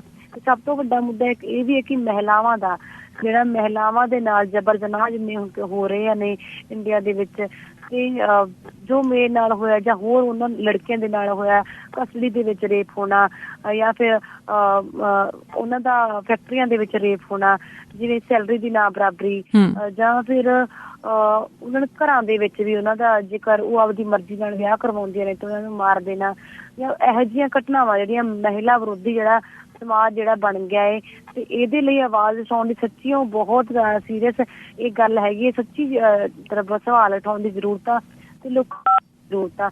ਇਹ ਤੇ ਵੀ ਮਤਲਬ ਕੰਮ ਕਰਨ ਦੀ ਮੈਂ ਸੋਚ ਰਹੀ ਹਾਂ ਕਿ ਸਪੈਸ਼ਲ ਮਹਿਲਾਵਾਂ ਤੇ ਵੀ ਕੰਮ ਕੀਤਾ ਜਾਵੇ। ਤੇ ਇੱਕ ਕਾਸਟ ਨੂੰ ਲੈ ਕੇ ਜਿਹੜਾ ਚਾਹੇ ਜਿੰਨਾ ਮਰਜ਼ੀ ਆਪਾਂ ਕਹਿ ਦਈਏ ਕਿ ਆਪਣੇ ਗੁਰੂ ਨੇ ਜਿਹੜੇ ਆਪਣੇ ਸਿੱਖ ਕੌਮ ਨੇ ਇਹ ਕਾਸਟ ਖਤਮ ਕਰਕੇ ਇੱਕ ਇਹੋ ਜਿਹੀ ਕੌਮ ਬਣਾਈ ਸੀ ਜਿਹਦੇ ਵਿੱਚ ਕੋਈ ਜਾਤ ਧਰਮ ਨਹੀਂ ਹੈਗੀ, ਉਹ ਸਿਰਫ ਉਹ ਫੋਰਸ ਆ ਜਿਹੜੀ ਲੋਕਾਂ ਦੇ ਨਿਆਂ ਲਈ ਲੜਦੀ, ਜਿਹੜੀ ਲੋਕਾਂ ਦੇ ਜ਼ੁਲਮਾਂ ਦੇ ਖਿਲਾਫ ਲੜਦੀ ਜਿਹੜੀ ਕੌਮ ਸੀਗੀ। ਪਰ ਹੌਲੀ ਹੌਲੀ ਇਹ ਕੌਮ ਦੇ ਵਿੱਚ ਜਿਹੜੇ ਮਜ਼ਹਬੀ ਸਿੱਖ ਬਣਾ ਦਿੱਤੇ ਗਏ, ਜੱਟ ਸਿੱਖ ਬਣਾ ਦਿੱਤੇ ਗਏ, ਜਾਂ ਫਿਰ ਬੋਰੀਆ ਸਿੱਖ ਬਣਾ ਦਿੱਤੇ ਗਏ, ਤੇ ਇਹੋ ਜਿਹੀਆਂ ਉਹ ਚੀਜ਼ਾਂ ਆ ਗਈਆਂ ਨੇ। ਤੇ ਗੁਰਦੁਆਰੇ ਵੀ ਦੋ ਨੇ, ਸਾਡੇ ਪਿੰਡ ਦੇ ਵਿੱਚ ਵੀ ਖੁਦ 2 ਗੁਰਦੁਆਰੇ ਨੇ, ਇੱਕ ਜੱਟਾਂ ਦਾ ਗੁਰਦੁਆਰਾ, ਇੱਕ ਗਰੀਬਾਂ ਦਾ ਗੁਰਦੁਆਰਾ ਮੰਨਿਆ ਜਾਂਦਾ, ਜੱਟਾਂ ਦਾ ਤੇ ਗਰੀਬਾਂ ਦਾ ਗੁਰਦੁਆਰਾ ਵੀ। ਹਾਂਜੀ, ਤੇ ਸਿੱਖ ਕੌਮ ਦੇ ਵਿੱਚ ਵੀ ਮਤਲਬ ਕਾਸਟ ਜਿਹੜੀ ਉਸ ਤਰੀਕੇ ਦੇ ਨਾਲ ਆ ਗਿਆ, ਜਿਹੜਾ ਬ੍ਰਾਹਮਣਵਾਦ ਜਿਹੜਾ ਅਸੀਂ ਕਹਿੰਦੇ ਹਾਂ ਉਹ ਹੁਣ ਸਿੱਖ ਕੌਮ ਦੇ ਵਿੱਚ ਵੀ ਦੇਖਣ ਨੂੰ ਮਿਲ ਰਿਹਾ। ਮੈਂ ਸਿਰਫ ਸਿੱਖ ਕੌਮ ਨੂੰ ਟਾਰਗੇਟ ਨਹੀਂ ਕਰ ਰਹੀ ਕਿ ਸਿਰਫ ਸਿੱਖ ਕੌਮ ਆ, ਬਾਕੀ ਪੂਰੇ ਇੰਡੀਆ ਨੂੰ ਜੇਕਰ ਲੈ ਕੇ ਚੱਲੇ ਤਾਂ ਕਾਸਟ ਨੂੰ ਲੈ ਕੇ ਤਾਂ ਹਮੇਸ਼ਾ ਹੀ ਲੋਕਾਂ ਦੇ ਨਾਲ ਬਹੁਤ ਕੁਛ ਹੁੰਦਾ ਰਿਹਾ ਹੈ। ਛੂਤ ਇੰਨੀ ਜ਼ਿਆਦਾ ਹੈ, ਮਤਲਬ ਜਿਹੜੇ ਵੱਡੇ ਲੋਕਾਂ ਦੇ ਸਾਹਮਣੇ ਜਿਹੜਾ ਗਰੀਬ ਇਨਸਾਨ ਬੈਠ ਵੀ ਨਹੀਂ ਸਕਦਾ, ਉਹ ਸਾਈਡ ਤੇ ਖੜਾ ਰਹੂਗਾ ਜਾਂ ਫਿਰ ਉਹਨੂੰ ਉਸ ਤਰੀਕੇ ਨਾਲ ਦੇਖਿਆ ਜਾਂਦਾ ਜਿਵੇਂ ਉਹ ਇਨਸਾਨ ਨਹੀਂ, ਉਹ ਜਾਨਵਰ ਆ। ਤੇ ਮਤਲਬ ਇਹ ਸਾਰੀਆਂ ਚੀਜ਼ਾਂ ਬਹੁਤ ਮੇਨ ਨੇ, ਸਾਰੇ ਹੀ ਮੁੱਦੇ ਬਹੁਤ ਮੁੱਖ ਮੁੱਦੇ ਨੇ, ਕਿਉਂਕਿ ਇੰਡੀਆ ਜਿਹੜੇ ਤੁਸੀਂ ਗਰਾਊਂਡ ਲੈਵਲ ਤੇ ਜਾ ਕੇ ਦੇਖੋਗੇ ਤਾਂ ਬਹੁਤ ਹੀ ਜ਼ਿਆਦਾ ਭਿਆਨਕ ਨੇ, ਜਿਹੜਾ ਸੱਚ ਆ, ਜਿਹੜਾ ਇੰਨਾ ਜ਼ਿਆਦਾ ਵੱਡੇ ਸਤਰ ਤੇ ਜਿਹੜਾ ਲੋਕਾਂ ਦੇ ਨਾਲ ਜਿਹੜਾ ਅਨਿਆਏ ਹੋ ਰਿਹਾ ਜੀ। ਦਲਿਤ ਹੋਣ ਦੀ ਕੀ ਪੀੜ ਆ? ਮੈਂ ਨੌਦੀਪ ਜਾਣਨਾ ਚਾਹੁੰਦੀ ਹਾਂ, ਕਿੰਨੀ ਕੁ ਵਾਰੀ ਇਸ ਗੱਲ ਨੂੰ ਤੁਸੀਂ ਦਿਨ ਦੇ ਵਿੱਚ ਝੱਲਦੇ ਹੋ, ਜਾਂ ਤੁਸੀਂ ਇੰਨੇ ਸਾਲਾਂ ਦੇ ਦੌਰਾਨ ਇਹ ਚੀਜ਼ ਝੱਲੀ ਆ ਕਿ ਹਰ ਵਾਰੀ ਤੁਸੀਂ ਉਸ ਤਕਲੀਫ ਦੇ ਵਿੱਚ ਗੁਜ਼ਰੇ ਹੋ? ਕਦੇ ਮਨ ਦੇ ਵਿੱਚ ਇਹ ਚੀਜ਼ ਆਈ ਹੋਵੇ ਕਿ ਜੇ ਮੈਂ ਦਲਿਤ ਪਰਿਵਾਰ ਦੇ ਵਿੱਚ ਪੈਦਾ ਨਾ ਹੋਈ ਹੁੰਦੀ ਤਾਂ? ਕਦੇ ਇਸ ਤਰ੍ਹਾਂ ਵੀ ਆਇਆ? ਨਹੀਂ, ਇਹੋ ਜਿਹਾ ਕੁਛ ਦਿਮਾਗ ਦੇ ਵਿੱਚ ਨਹੀਂ ਆਇਆ, ਕਿਉਂਕਿ ਬਚਪਨ ਮੈਂ ਦੇਖਿਆ ਕਿ ਸਟਰਗਲ ਕਰਨੀ ਪੈਂਦੀ ਹੈ। ਤਾਂ ਜਿਹੜੇ ਸਟਰਗਲ ਕਰਨ ਵਾਲੀ ਜਿਹੜੀ ਬਹੁਤ ਮੈਨੂੰ ਚੰਗੀ ਚੀਜ਼ ਲਈ, ਕਿਉਂਕਿ ਜਿਹੜੇ ਬਹੁਤ ਲੋਕ ਨੇ ਜਿਨ੍ਹਾਂ ਨੇ ਸਟਰਗਲ ਕੀਤੀ, ਜਿਨ੍ਹਾਂ ਦਾ ਨਾਮ ਅੱਜ ਵੀ ਹੈ, ਬਹੁਤ ਕੁਛ ਜਿਨ੍ਹਾਂ ਨੇ ਮਤਲਬ ਠੀਕ ਠਾਕ ਕਰਨ ਦੀ ਕੋਸ਼ਿਸ਼ ਵੀ ਕੀਤੀ, ਥੋੜਾ ਬਹੁਤ ਹੋਇਆ ਵੀ ਪਰ ਬਹੁਤ ਕੁਛ ਨਹੀਂ ਵੀ ਹੋਇਆ। ਪਰ ਜੇਕਰ ਆਪਾਂ ਅੱਜ ਦੇਖੀਏ ਕਿ ਮੈਂ ਅੱਜ ਦਲਿਤ ਨਹੀਂ ਹੈਗੀ, ਮੈਨੂੰ ਕੋਈ ਦੁੱਖ ਨਹੀਂ ਆਇਆ ਕਿ ਮੈਂ ਦਲਿਤ ਹਾਂ। ਹਾਲਾਂਕਿ ਬਹੁਤ ਕੁਛ ਝੱਲਣਾ ਪਿਆ, ਪਰ ਜੇਕਰ ਕੋਈ ਆਵਾਜ਼ ਉਠਾ ਸਕਦਾ ਹੈ ਤਾਂ ਉਹ ਖੁਦ ਇੱਕ ਉਹ ਇਨਸਾਨ ਉਠਾ ਸਕਦਾ ਜਿਹਨੇ ਉਹ ਝੱਲਿਆ ਹੋਵੇ, ਉਹ ਸਾਰੀਆਂ ਜੇ ਝੱਲੀਆਂ ਹੋਣ। ਕਿਉਂਕਿ ਅਮੀਰ ਲੋਕ ਕਦੇ ਵੀ ਉਹ ਚੀਜ਼ ਨੂੰ ਨਹੀਂ ਉਠਾ ਸਕਦੇ ਕਿ ਗਰੀਬਾਂ ਨਾਲ ਇੰਨਾ ਸ਼ੋਸ਼ਣ ਹੋ ਰਿਹਾ, ਧੱਕਾ ਹੋ ਰਿਹਾ, ਅਸੀਂ ਉਹਨਾਂ ਦੀ ਆਵਾਜ਼ ਉਠਾਈਏ। ਜਦ ਤੱਕ ਖੁਦ ਉਹ ਬੰਦਾ ਉਹਦੇ ਉੱਪਰ ਝੱਲੂਗਾ ਨਹੀਂ ਤਾਂ ਕਦੇ ਵੀ ਆਵਾਜ਼ ਨਹੀਂ ਉਠਾਊਗਾ। ਤਾਂ ਮੈਨੂੰ ਇਹ ਆ ਕਿ ਜੇਕਰ ਅੱਜ ਮੈਨੂੰ ਦਲਿਤ ਬੋਲਿਆ ਜਾ ਰਿਹਾ, ਹਾਲਾਂਕਿ ਇਹ ਚੀਜ਼ਾਂ ਨੂੰ ਅਸੀਂ ਮੰਨਦੇ ਨਹੀਂ ਹੈਗੇ, ਪਰ ਉਹ ਚੀਜ਼ਾਂ ਨੂੰ ਮੈਂ ਜ਼ਰੂਰ ਉਠਾਊਂਗੀ ਤੇ ਕੋਸ਼ਿਸ਼ ਕਰਾਂਗੀ ਕਿ ਉਹ ਚੀਜ਼ਾਂ ਨਾ ਰਹਿਣ ਤੇ ਉਹਨਾਂ ਦੇ ਲਈ ਲੜਿਆ ਜਾਵੇ। ਪਰ ਜਿਨ੍ਹਾਂ ਨੇ ਖੁਦ ਉੱਪਰ ਝੱਲਿਆ ਹੋਵੇ ਉਹ ਚੰਗੇ ਤਰੀਕੇ ਦੇ ਨਾਲ ਜਾਣਦਾ ਹੁੰਦਾ ਕਿ ਕਿਸ ਤਰੀਕੇ ਦੇ ਨਾਲ ਉਹਨੂੰ ਚੀਜ਼ਾਂ ਫੇਸ ਕਰਨੀਆਂ ਪੈਂਦੀਆਂ। ਹੁਣ ਜਦੋਂ ਇਸ ਵੇਲੇ ਕਿਸਾਨ ਅੰਦੋਲਨ ਚੱਲ ਰਿਹਾ ਹੈ, ਸਾਡੇ ਕੋਲ ਵੱਖ-ਵੱਖ ਤਰ੍ਹਾਂ ਦੀਆਂ ਖਬਰਾਂ ਆ ਰਹੀਆਂ ਨੇ। ਬਹੁਤ ਵਾਰੀ ਇਹ ਮਹਿਸੂਸ ਕੀਤਾ ਜਾ ਰਿਹਾ ਹੈ ਕਿ ਸ਼ਾਇਦ ਇਸ ਅੰਦੋਲਨ ਦੇ ਵਿੱਚ ਕਈ ਤਰ੍ਹਾਂ ਦੀਆਂ ਫੁੱਟਾਂ ਪੈ ਗਈਆਂ ਨੇ। ਤੁਸੀਂ ਇਸ ਵੇਲੇ ਕੀ ਮਹਿਸੂਸ ਕਰ ਰਹੇ ਹੋ? ਕੋਈ ਫੁੱਟ ਹੈਗੀ ਹੈ? ਕੋਈ ਧਿਰਾਂ ਬਣੀਆਂ ਹੋਈਆਂ ਹੈ? ਜੀ ਹੁਣ ਮੈਂ ਪਹਿਲਾਂ ਤੋਂ ਵੀ ਮਤਲਬ ਸਿੰਘੂ ਬਾਰਡਰ ਦੇ ਵਿੱਚ ਮਤਲਬ ਮੈਂ ਇੱਥੇ ਸੀਗੀ ਤੇ ਹੁਣ ਵੀ ਅੱਜ ਵੀ ਮੈਂ ਹੁਣ ਗੱਲ ਕਰ ਰਹੀ ਸਿੰਘੂ ਬਾਰਡਰ ਦੇ ਵਿੱਚ ਬੈਠੀ ਹੋਈ। ਤਾਂ ਦੇਖੀਏ ਤਾਂ ਜੀ ਪਹਿਲਾਂ ਤੋਂ ਹੀ ਪਹਿਲਾਂ ਕਦੇ ਵੀ ਇਹੋ ਜਿਹਾ ਅੰਦੋਲਨ ਨਹੀਂ ਹੋਇਆ ਜਿਹਦੇ ਵਿੱਚ ਸਾਰੇ ਦੇ ਸਾਰੇ ਯੂਨੀਅਨਾਂ ਇਕੱਠੀਆਂ ਹੋ ਕੇ, ਕਿਸਾਨ ਯੂਨੀਅਨਾਂ ਜਿਹੜੀਆਂ ਇਕੱਠੀਆਂ ਹੋ ਕੇ ਇੱਕ ਮੰਚ ਤੇ ਆਉਣ। ਉਹ ਸਾਰਿਆਂ ਦੀ ਜਿਹੜੀ ਵਿਚਾਰਧਾਰਾ ਉਹ ਵੀ ਬਹੁਤ ਵੱਖਰੀ ਵੱਖਰੀ ਆ ਜੀ, ਤੇ ਥੋੜਾ ਬਹੁਤ ਜਿਹੜਾ ਉਹਨਾਂ ਦੇ ਵਿੱਚ ਤਕਰਾਰ ਹੁੰਦੀ ਜ਼ਰੂਰ ਆ, ਪਰ ਕੋਸ਼ਿਸ਼ ਇਹੀ ਰਹਿੰਦੀ ਆ ਕਿ ਲੋਕਾਂ ਨੂੰ ਇਹਦੇ ਨਾ ਪਤਾ ਲੱਗੇ ਜਾਂ ਲੋਕਾਂ ਦੇ ਵਿੱਚ ਇਹੋ ਜਿਹਾ ਨਾ ਜਾਵੇ ਕਿ ਸਾਡੀਆਂ ਜਿਹੜੀਆਂ ਡਿਮਾਂਡਸ ਵੱਖਰੀਆਂ ਵੱਖਰੀਆਂ। ਕਿਉਂਕਿ ਚਾਹੇ ਜਿੰਨੀ ਮਰਜ਼ੀ ਵਿਚਾਰਧਾਰਾ ਕਿਸੇ ਦੀ ਕੋਈ ਵੀ ਹੋਵੇ, ਪਰ ਜਿਹੜੀ ਡਿਮਾਂਡ ਸਾਰਿਆਂ ਦੀ ਇੱਕ ਹੀ ਆ। ਤੇ ਕਦੇ ਕਦਾਈ ਇਹ ਹੋ ਵੀ ਜਾਂਦਾ ਹੈ, ਪਰ ਜਿਹਦਾ ਫਾਇਦਾ ਜਿਹੜੀ ਸਰਕਾਰ ਸਾਡੀ ਆ ਉਹ ਚੱਕਣ ਦੀ ਕੋਸ਼ਿਸ਼ ਕਰਦੀ ਆ। ਗੋਦੀ ਮੀਡੀਆ ਇਹਦਾ ਫਾਇਦਾ ਉਠਾਉਣ ਦੀ ਕੋਸ਼ਿਸ਼ ਕਰਦੀ। ਜਿਹੜੀ ਪਿੱਛੇ ਇਹ ਘਟਨਾ ਵੀ ਹੋਈ ਸੀ ਕਿ ਇੱਕ ਸਟੇਜ ਜਿਹੜਾ ਬਾਰਡਰ ਦੇ ਇੱਕ ਸਾਈਡ ਲੱਗਿਆ ਸੀ, ਇੱਕ ਦੂਸਰੀ ਸਾਈਡ ਲੱਗਿਆ ਸੀ, ਤੇ ਉਹਨਾਂ ਨੇ ਅਨਾਊਂਸ ਕਰ ਦਿੱਤਾ ਸੀ ਕਿ ਇਹ ਸਾਡੇ ਕਿਸਾਨ ਨਹੀਂ ਹੈਗੇ। ਫਿਰ ਉਹਨਾਂ ਤੇ ਹਮਲਾ ਹੋ ਜਾਂਦਾ ਤੇ ਉਹਦੇ ਵਿੱਚੋਂ ਕਾਫੀ ਜਿਹੜੇ ਕਿਸਾਨ ਹੁਣ ਵੀ ਲਾਪਤਾ ਨੇ, ਕੁਛ ਜ਼ਿਲ੍ਹਿਆਂ ਦੇ ਵਿੱਚ ਨੇ। ਮਤਲਬ ਉਹਦਾ ਫਾਇਦਾ ਹਮੇਸ਼ਾ ਸਰਕਾਰ ਚੁੱਕਦੀ ਹੈ ਜੇਕਰ ਇੱਕ ਜਣਾ ਵੀ ਸਟੇਜ ਤੋਂ ਕੋਈ ਗੱਲ ਕਰ ਦਿੰਦਾ ਹੈ। ਪਰ ਇਹ ਵੀ ਆ ਕਿ ਮਤਲਬ ਕਾਫੀ ਲੋਕ ਨੇ ਜਿਹੜੇ ਆਮ ਜਨਤਾ ਜਿਹੜੀ ਉਹ ਬਿਲਕੁਲ ਇੱਕ ਦੂਜੇ ਨਾਲ ਆ, ਚਾਹੇ ਉਹ ਕਿਸੇ ਵੀ ਯੂਨੀਅਨ ਤੋਂ ਆ, ਪਰ ਇੱਕ ਦੂਜੇ ਦੇ ਨਾਲ ਆ। ਸਾਰੇ ਦੇ ਸਾਰੇ ਆਮ ਜਨਤਾ ਜਿਹੜੀ ਲੋਕ ਆ। ਪਰ ਜਿਹੜੀ ਸਾਡੀ ਸਰਕਾਰ ਆ ਉਹ ਕੋਸ਼ਿਸ਼ ਇਹ ਕਰ ਰਹੀ ਆ ਕਿ ਜਿਹੜੇ ਕੁਛ ਕੁ ਲੋਕਾਂ ਨੂੰ, ਜਿਵੇਂ ਬੀਜੇਪੀ ਦੇ ਕੁਛ ਕੁ ਲੋਕਾਂ ਨੇ ਇੱਕ ਵਾਰ ਉਹਨਾਂ ਨੂੰ ਖਰੀਦ ਕੇ ਇੱਥੇ ਧਰਨਾ ਲਵਾਇਆ ਗਿਆ ਸੀਗਾ ਖਿਲਾਫ ਕਿ ਅਸੀਂ ਤਾਂ ਲੋਕਲ ਲੋਕ ਆ, ਅਸੀਂ ਪਰੇਸ਼ਾਨ ਆ, ਅਸੀਂ ਆ ਕਿਸਾਨ, ਤਾਂ ਇਹ ਕਿਸਾਨ ਨਹੀਂ ਹੈਗੇ। ਤਾਂ ਇਹੋ ਜਿਹੀਆਂ ਕੋਸ਼ਿਸ਼ਾਂ ਲਗਾਤਾਰ ਜਾਰੀ ਨੇ ਤੇ ਇਹੋ ਜਿਹਾ ਕੁਛ ਲਗਾਤਾਰ ਜਿਹੜਾ ਅੰਦੋਲਨ ਨੂੰ ਕਮਜ਼ੋਰ ਕਰਨ ਲਈ ਲਗਾਤਾਰ ਜਿਹੜੀ ਸਰਕਾਰ ਜਿਹੜੀ ਆਪਦੇ ਹੱਥਕੰਡੇ ਅਪਣਾ ਰਹੀ ਆ। ਪਰ ਜੇਕਰ ਆਪਾਂ ਲੋਕਾਂ ਦੇ ਵਿੱਚ ਸਟੇਜ ਤੋਂ ਨਾ ਦੇਖੇ, ਲੋਕਾਂ ਦੇ ਅੰਦਰ ਜਾ ਕੇ ਦੇਖੇ ਤਾਂ ਇਵੇਂ ਲੱਗਦਾ ਕਿ ਜੀ ਲੋਕ ਕੁਛ ਸੋਚ ਕੇ ਆਏ ਆ ਕਿ ਅਸੀਂ ਜਿੱਤ ਕੇ ਹੀ ਜਾਵਾਂਗੇ ਜਾਂ ਤਾਂ ਫਿਰ ਇੱਥੇ ਹੀ ਮਰ ਜਾਵਾਂਗੇ, ਕਿਉਂਕਿ ਉਹਨਾਂ ਕੋਲੋਂ ਕੋਈ ਆਪਸ਼ਨ ਨਹੀਂ ਹੈਗੀ। ਕਿਉਂਕਿ ਜੇਕਰ ਘਰ ਮੁੜਨਗੇ, ਪਹਿਲਾਂ ਵੀ ਉਹਨਾਂ ਦੇ ਹਾਲਾਤ ਕੁਛ ਚੰਗੇ ਨਹੀਂ ਹੈਗੇ। ਜੇਕਰ ਘਰੇ ਐਵੇਂ ਹੀ ਬਿਨਾਂ ਜਿੱਤੇ ਮੁੜ ਜਾਣਗੇ ਤਾਂ ਬਿਲਕੁਲ ਹੀ ਮਾਰੇ ਜਾਣਗੇ। ਤਾਂ ਉਹਨਾਂ ਦੇ ਆਉਣ ਵਾਲੇ ਬੱਚੇ ਜਿਹੜੇ ਕਿਸਾਨ ਉਹ ਨਹੀਂ ਬਣ ਪਾਉਣਗੇ, ਉਹ ਮਜ਼ਦੂਰ ਬਣਨਗੇ। ਤਾਂ ਇਸੇ ਲਈ ਬਾਕੀ ਮਜ਼ਦੂਰ ਹੋਣਾ ਕੋਈ ਗਲਤ ਨਹੀਂ ਹੈਗਾ, ਬਾਕੀ ਉਹ ਹਾਲਾਤ ਇਹੋ ਜਿਹੇ ਬਣ ਜਾਣਗੇ ਜਿਹਦੇ ਕਰਕੇ ਮਤਲਬ ਗੁਲਾਮੀ ਜਿਹੜੀ ਸਾਨੂੰ ਕਰਨੀ ਪਊਗੀ। ਤਾਂ ਲੋਕਾਂ ਦੇ ਵਿੱਚ ਇੱਕ ਬਹੁਤ ਚੰਗਾ ਜੋਸ਼ ਆ। ਲੋਕ ਹੁਣ ਵੀ ਲੜਨ ਲਈ ਤਿਆਰ ਨੇ, ਹੁਣ ਵੀ ਬੈਠੇ ਨੇ, ਹੁਣ ਵੀ ਸੰਘਰਸ਼ ਕਰ ਰਹੇ ਨੇ ਤੇ ਆਪਣੇ ਜਿਹੜੇ ਕੰਮ ਕਾਰ ਜਿਹੜੇ ਕਰਕੇ ਕੰਪਲੀਟ ਕਰਕੇ ਤੁਰੰਤ ਫਿਰ ਵਾਪਸ ਆਉਂਦੇ ਨੇ। ਨੌਦੀਪ ਦਾ ਮੌਸਮ ਆਉਣ ਵਾਲਾ ਜੀ। ਬਿਲਕੁਲ। ਤੁਹਾਨੂੰ ਜਿੱਦਾਂ ਗੱਲ ਮੁੜ ਕੇ ਇਹ ਹੁੰਦੀ ਹੈ ਨੌਦੀਪ ਕਿ ਕਿਸਾਨ ਆਗੂ ਬੈਠੇ ਨੇ, ਹਨਾ, ਖਾਸ ਤੌਰ ਤੇ ਬਜ਼ੁਰਗ ਕਿਸਾਨ ਆਗੂ ਬੈਠੇ ਹੈਗੇ ਆ, ਦੂਜੇ ਪਾਸੇ ਨੌਜਵਾਨਾਂ ਦੀ ਗੱਲ ਹੋ ਰਹੀ ਹੈ। ਹੁਣ ਇਸ ਵੇਲੇ ਜਿੱਦਾਂ ਤੁਹਾਡਾ ਨਾਮ ਉੱਭਰ ਕੇ ਸਾਹਮਣੇ ਆਇਆ, ਤੁਹਾਨੂੰ ਵੀ ਨੌਜਵਾਨ ਆਗੂ ਹੀ ਗਿਣਿਆ ਜਾ ਰਿਹਾ ਹੈ।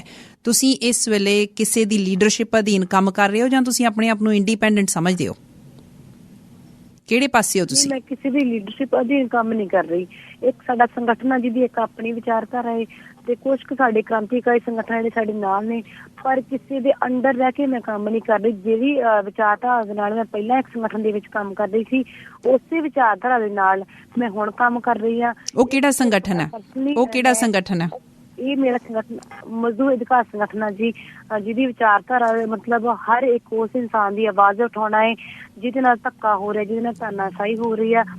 ਸਾਡੀ ਤਾਨਾਸ਼ਾਹ ਸਰਕਾਰ ਜਿਹੜੀ ਸਾਡੀ ਤਾਨਾਸ਼ਾਹੀ ਕਰ ਰਹੀ ਆ, ਮਤਲਬ ਇਹਦੀ ਆਪਣੀ ਇੱਕ ਵਿਚਾਰਧਾਰਾ, ਇਹਦਾ ਆਪਣਾ ਇੱਕ ਅਸੀਂ ਪ੍ਰੈਂਬਲ ਵਗੈਰਾ ਸੰਵਿਧਾਨ ਵਗੈਰਾ ਬਣਾਇਆ ਜਿਹਦੇ ਅਧੀਨ ਮਤਲਬ ਮੈਂ ਹੁਣ ਆਪਦਾ ਕੰਮ ਕਰ ਰਹੀ ਹਾਂ ਜੀ। ਮੈਂ ਜਿਹੜਾ ਸੰਯੁਕਤ ਕਿਸਾਨ ਮੋਰਚਾ, ਤੁਸੀਂ ਉਹਦੇ ਨਾਲ ਜੁੜੇ ਹੋਏ ਹੋ? ਸੰਯੁਕਤ ਕਿਸਾਨ ਮੋਰਚਾ ਦੇ ਨਾਲ ਜੁੜੇ ਹੋਏ ਹੋ? ਦੇਖੋ ਜੀ, ਸਾਰਾ ਕਿਸਾਨ ਜਿਹੜੇ ਸਾਰੇ ਕਿਸਾਨਾਂ ਦਾ ਇੱਕ ਮੋਰਚਾ ਬਣਿਆ ਹੋਇਆ, ਕਿਉਂਕਿ ਕਿਸਾਨ ਅੰਦੋਲਨ ਹੈ, ਕਿਸਾਨਾਂ ਦੀਆਂ ਜ਼ਿਆਦਾ ਡਿਮਾਂਡਸ ਨੇ, ਅਸੀਂ ਕਿਸਾਨਾਂ ਦਾ ਹਮੇਸ਼ਾ ਸਪੋਰਟ ਕਰਦੇ ਤੇ ਉਹਨਾਂ ਦੇ ਨਾਲ ਆਂਗੇ ਅਸੀਂ ਉਹਨਾਂ ਦੇ।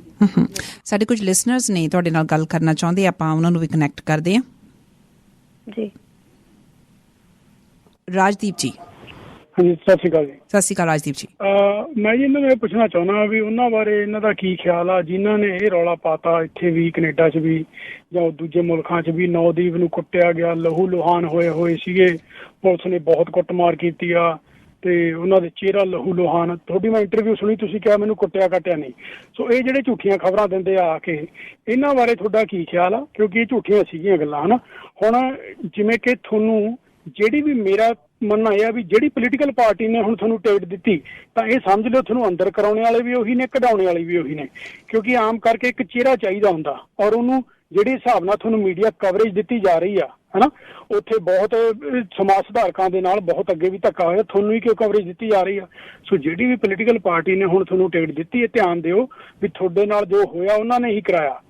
ਸੋ ਜਿਹੜੇ ਤੁਸੀਂ NRIਆਂ ਨੂੰ ਇਹ ਕਹਿ ਰਹੇ ਹੋ ਵੀ ਜੱਟਾਂ ਨੇ ਉੱਥੇ ਗੁਰਦੁਆਰੇ, ਗਰੀਬਾਂ ਦੇ ਗੁਰਦੁਆਰੇ ਅੱਡ ਕੀਤੇ, ਧੱਕਾ ਹੋਇਆ, ਉਹੀ NRI ਜਿਹੜੇ ਉੱਥੋਂ ਆਏ ਨੇ ਪੰਜਾਬ ਚੋਂ, ਉਹ ਇੱਥੇ ਆ ਕੇ ਗੋਰਿਆਂ ਨੂੰ ਕਹਿ ਰਹੇ ਆ ਸਾਡੇ ਨਾਲ ਧੱਕਾ ਹੋਇਆ। ਉਹ ਕਹਿੰਦੇ ਸਾਡੇ ਨਾਂ ਦੇ ਉੱਤੇ ਜੀ। ਰਾਜਦੀਪ ਜੀ, ਆਪਣਾ ਸਵਾਲ ਨਾ ਸੰਖੇਪ ਵਿੱਚ ਰੱਖਣ ਦੀ ਕੋਸ਼ਿਸ਼ ਕਰੋ ਪਲੀਜ਼। ਹਾਂਜੀ, ਸਵਾਲ ਸੰਖੇਪ ਸਿੱਧਾ ਕਰੋ ਪਲੀਜ਼। ਹਾਂਜੀ, ਸਵਾਲ ਮੇਰਾ ਇਹ ਆ ਵੀ ਜਿਹੜੇ NRIਆਂ ਕੋਲ ਤੁਸੀਂ ਇਹ ਕਹਿ ਰਹੇ ਹੋ ਵੀ ਉੱਥੇ ਧੱਕਾ ਹੁੰਦਾ ਗਰੀਬਾਂ ਦੇ ਨਾਲ, ਉਹੀ NRI ਕਹਿੰਦੇ ਜੀ ਸਾਡੇ ਇੱਥੇ ਨਾਂ ਦੇ ਉੱਤੇ ਸੜਕਾਂ ਦੇ ਨਾਂ ਰੱਖੋ, ਕਾਮਾਗਾਟਾ ਮਾਰੂ, ਸਾਡੇ ਨਾਲ ਗੋਰਿਆਂ ਨੇ ਧੱਕਾ ਕੀਤਾ। ਇਸ ਸਵਾਲ ਦਾ ਜਵਾਬ ਮੈਨੂੰ ਲੱਗਦਾ ਕਿ ਨੌਦੀਪ ਕੋਲੋਂ ਨਹੀਂ ਪੁੱਛਿਆ ਜਾਣਾ ਚਾਹੀਦਾ, ਕਿਉਂਕਿ ਆਪਾਂ ਹੀ ਇੱਥੇ ਬੈਠੇ ਹਾਂ। ਜੇ ਆਪਾਂ ਹੀ ਇਹ ਚੀਜ਼ ਮੰਗ ਕਰ ਰਹੇ ਹਾਂ, ਨੌਦੀਪ ਇਹਦਾ ਕੀ ਜਵਾਬ ਦਊਗੀ? ਮੈਂ ਇਹ ਗੱਲ ਕਹਿਣਾ ਚਾਹੁੰਦੀ ਹਾਂ। ਈਵਨ ਦੈਨ ਜਿਹੜਾ ਪਹਿਲੀ ਇਹ ਗੱਲ ਕਰਕੇ ਗਏ ਆ, ਉਹਦਾ ਮੈਂ ਜਵਾਬ ਤੁਹਾਡੇ ਕੋਲ ਚਾਹੁੰਦੀ ਹਾਂ ਨੌਦੀਪ। ਦੇਖੋ ਜੀ, ਇਹ ਨਹੀਂ ਹੈ ਮੇਰੇ ਨਾਲ ਟੌਰਚਰ ਹੋਇਆ ਨਹੀਂ ਹੈਗਾ। ਟੌਰਚਰ ਮੇਰੇ ਨਾਲ ਹੋਇਆ, ਉਹਦੀ ਮੈਡੀਕਲ ਰਿਪੋਰਟ ਵੀ ਬਣੀ ਹੈ, ਕਿਉਂਕਿ ਟੌਰਚਰ ਜਿਹੜੇ ਪੁਲਿਸ ਵਾਲਿਆਂ ਨੇ ਬਹੁਤ ਬੁਰੇ ਤਰੀਕੇ ਨਾਲ ਕੀਤਾ ਹੋਇਆ ਸੀਗਾ। ਤੇ ਜੇਕਰ ਇਹ ਗੱਲ ਕਰ ਰਹੇ ਨੇ ਕਿ ਉਹੀ ਲੋਕ ਬਾਹਰ ਆ ਕੇ ਇਹ ਕਹੇ ਸਾਡੇ ਗੋਰਿਆਂ ਨੇ ਧੱਕਾ ਕੀਤਾ, ਤਾਂ ਅਸੀਂ ਜਿਹੜੀ ਪਹਿਲੀ ਗੱਲ, ਅਸੀਂ ਆਪਣੇ ਦੇਸ਼ ਦੀ ਗੱਲ ਕਰ ਰਹੇ ਹਾਂ, ਭਾਰਤ ਦੀ। ਸਾਨੂੰ ਨਹੀਂ ਪਤਾ ਫੋਰਨ ਦੇ ਵਿੱਚ ਕੌਣ ਕਿਹਦੇ ਨਾਲ ਧੱਕਾ ਕਰ ਰਿਹਾ, ਪਰ ਭਾਰਤ ਦੇ ਵਿੱਚ ਕੌਣ ਕਿਹਦੇ ਨਾਲ ਧੱਕਾ ਕਰ ਰਿਹਾ ਮੈਨੂੰ ਬਿਲਕੁਲ ਪਤਾ ਹੈਗਾ। ਪਰ ਫੋਰਨ ਦੇ ਵਿੱਚ ਜੋ ਕਿਸੇ ਨਾਲ ਧੱਕਾ ਹੋ ਰਿਹਾ ਉਹਨਾਂ ਬਾਰੇ ਸਾਨੂੰ ਕੁਛ ਨਹੀਂ ਪਤਾ। ਅਗਲੇ ਮੈਂ ਕਾਲਰ ਸ਼ਾਮਿਲ ਕਰ ਰਹੀ ਹਾਂ, ਜਸਵੀਰ ਜੀ, ਜਸਵੀਰ ਮੰਗੂਵਾਲ ਜੀ। ਹੈਲੋ, ਸਤਿ ਸ਼੍ਰੀ ਅਕਾਲ ਜੀ। ਸਤਿ ਸ਼੍ਰੀ ਅਕਾਲ। ਹਾਂਜੀ, ਬਹੁਤ ਬਹੁਤ ਧੰਨਵਾਦ ਤੁਹਾਡਾ ਨੌਦੀਪ ਨੂੰ ਲੋਕਾਂ ਦੇ ਰੂਬਰੂ ਕਰਨ ਲਈ। ਜੀ, ਸ਼ੁਕਰੀਆ ਤੁਹਾਡਾ। ਹਾਂਜੀ, ਸੋ ਨੌਦੀਪ ਨੇ ਬਹੁਤ ਬਹਾਦਰੀ ਦੀਆਂ ਗੱਲਾਂ ਕੀਤੀਆਂ ਹੈਗੀਆਂ ਆ। ਮਜ਼ਦੂਰਾਂ ਦੇ ਹੱਕਾਂ ਲਈ ਲੜਦੀ ਸੀਗੀ, ਚਾਹੇ ਉਹ ਪਿੰਡ ਗੰਦੜ ਤੇ ਜਿਹੜਾ ਹੋਰ ਕਾਂਡ ਸੀ ਉਹਦੇ ਵਿੱਚ ਵੀ ਇਹਨਾਂ ਦੀ ਫੈਮਿਲੀ ਨੂੰ ਭਾਵੇਂ ਬਹੁਤ ਜ਼ਿਆਦਾ ਉਹਦਾ ਹਮਿਆਜਾ ਭੁਗਤਣਾ ਪਿਆ ਆ।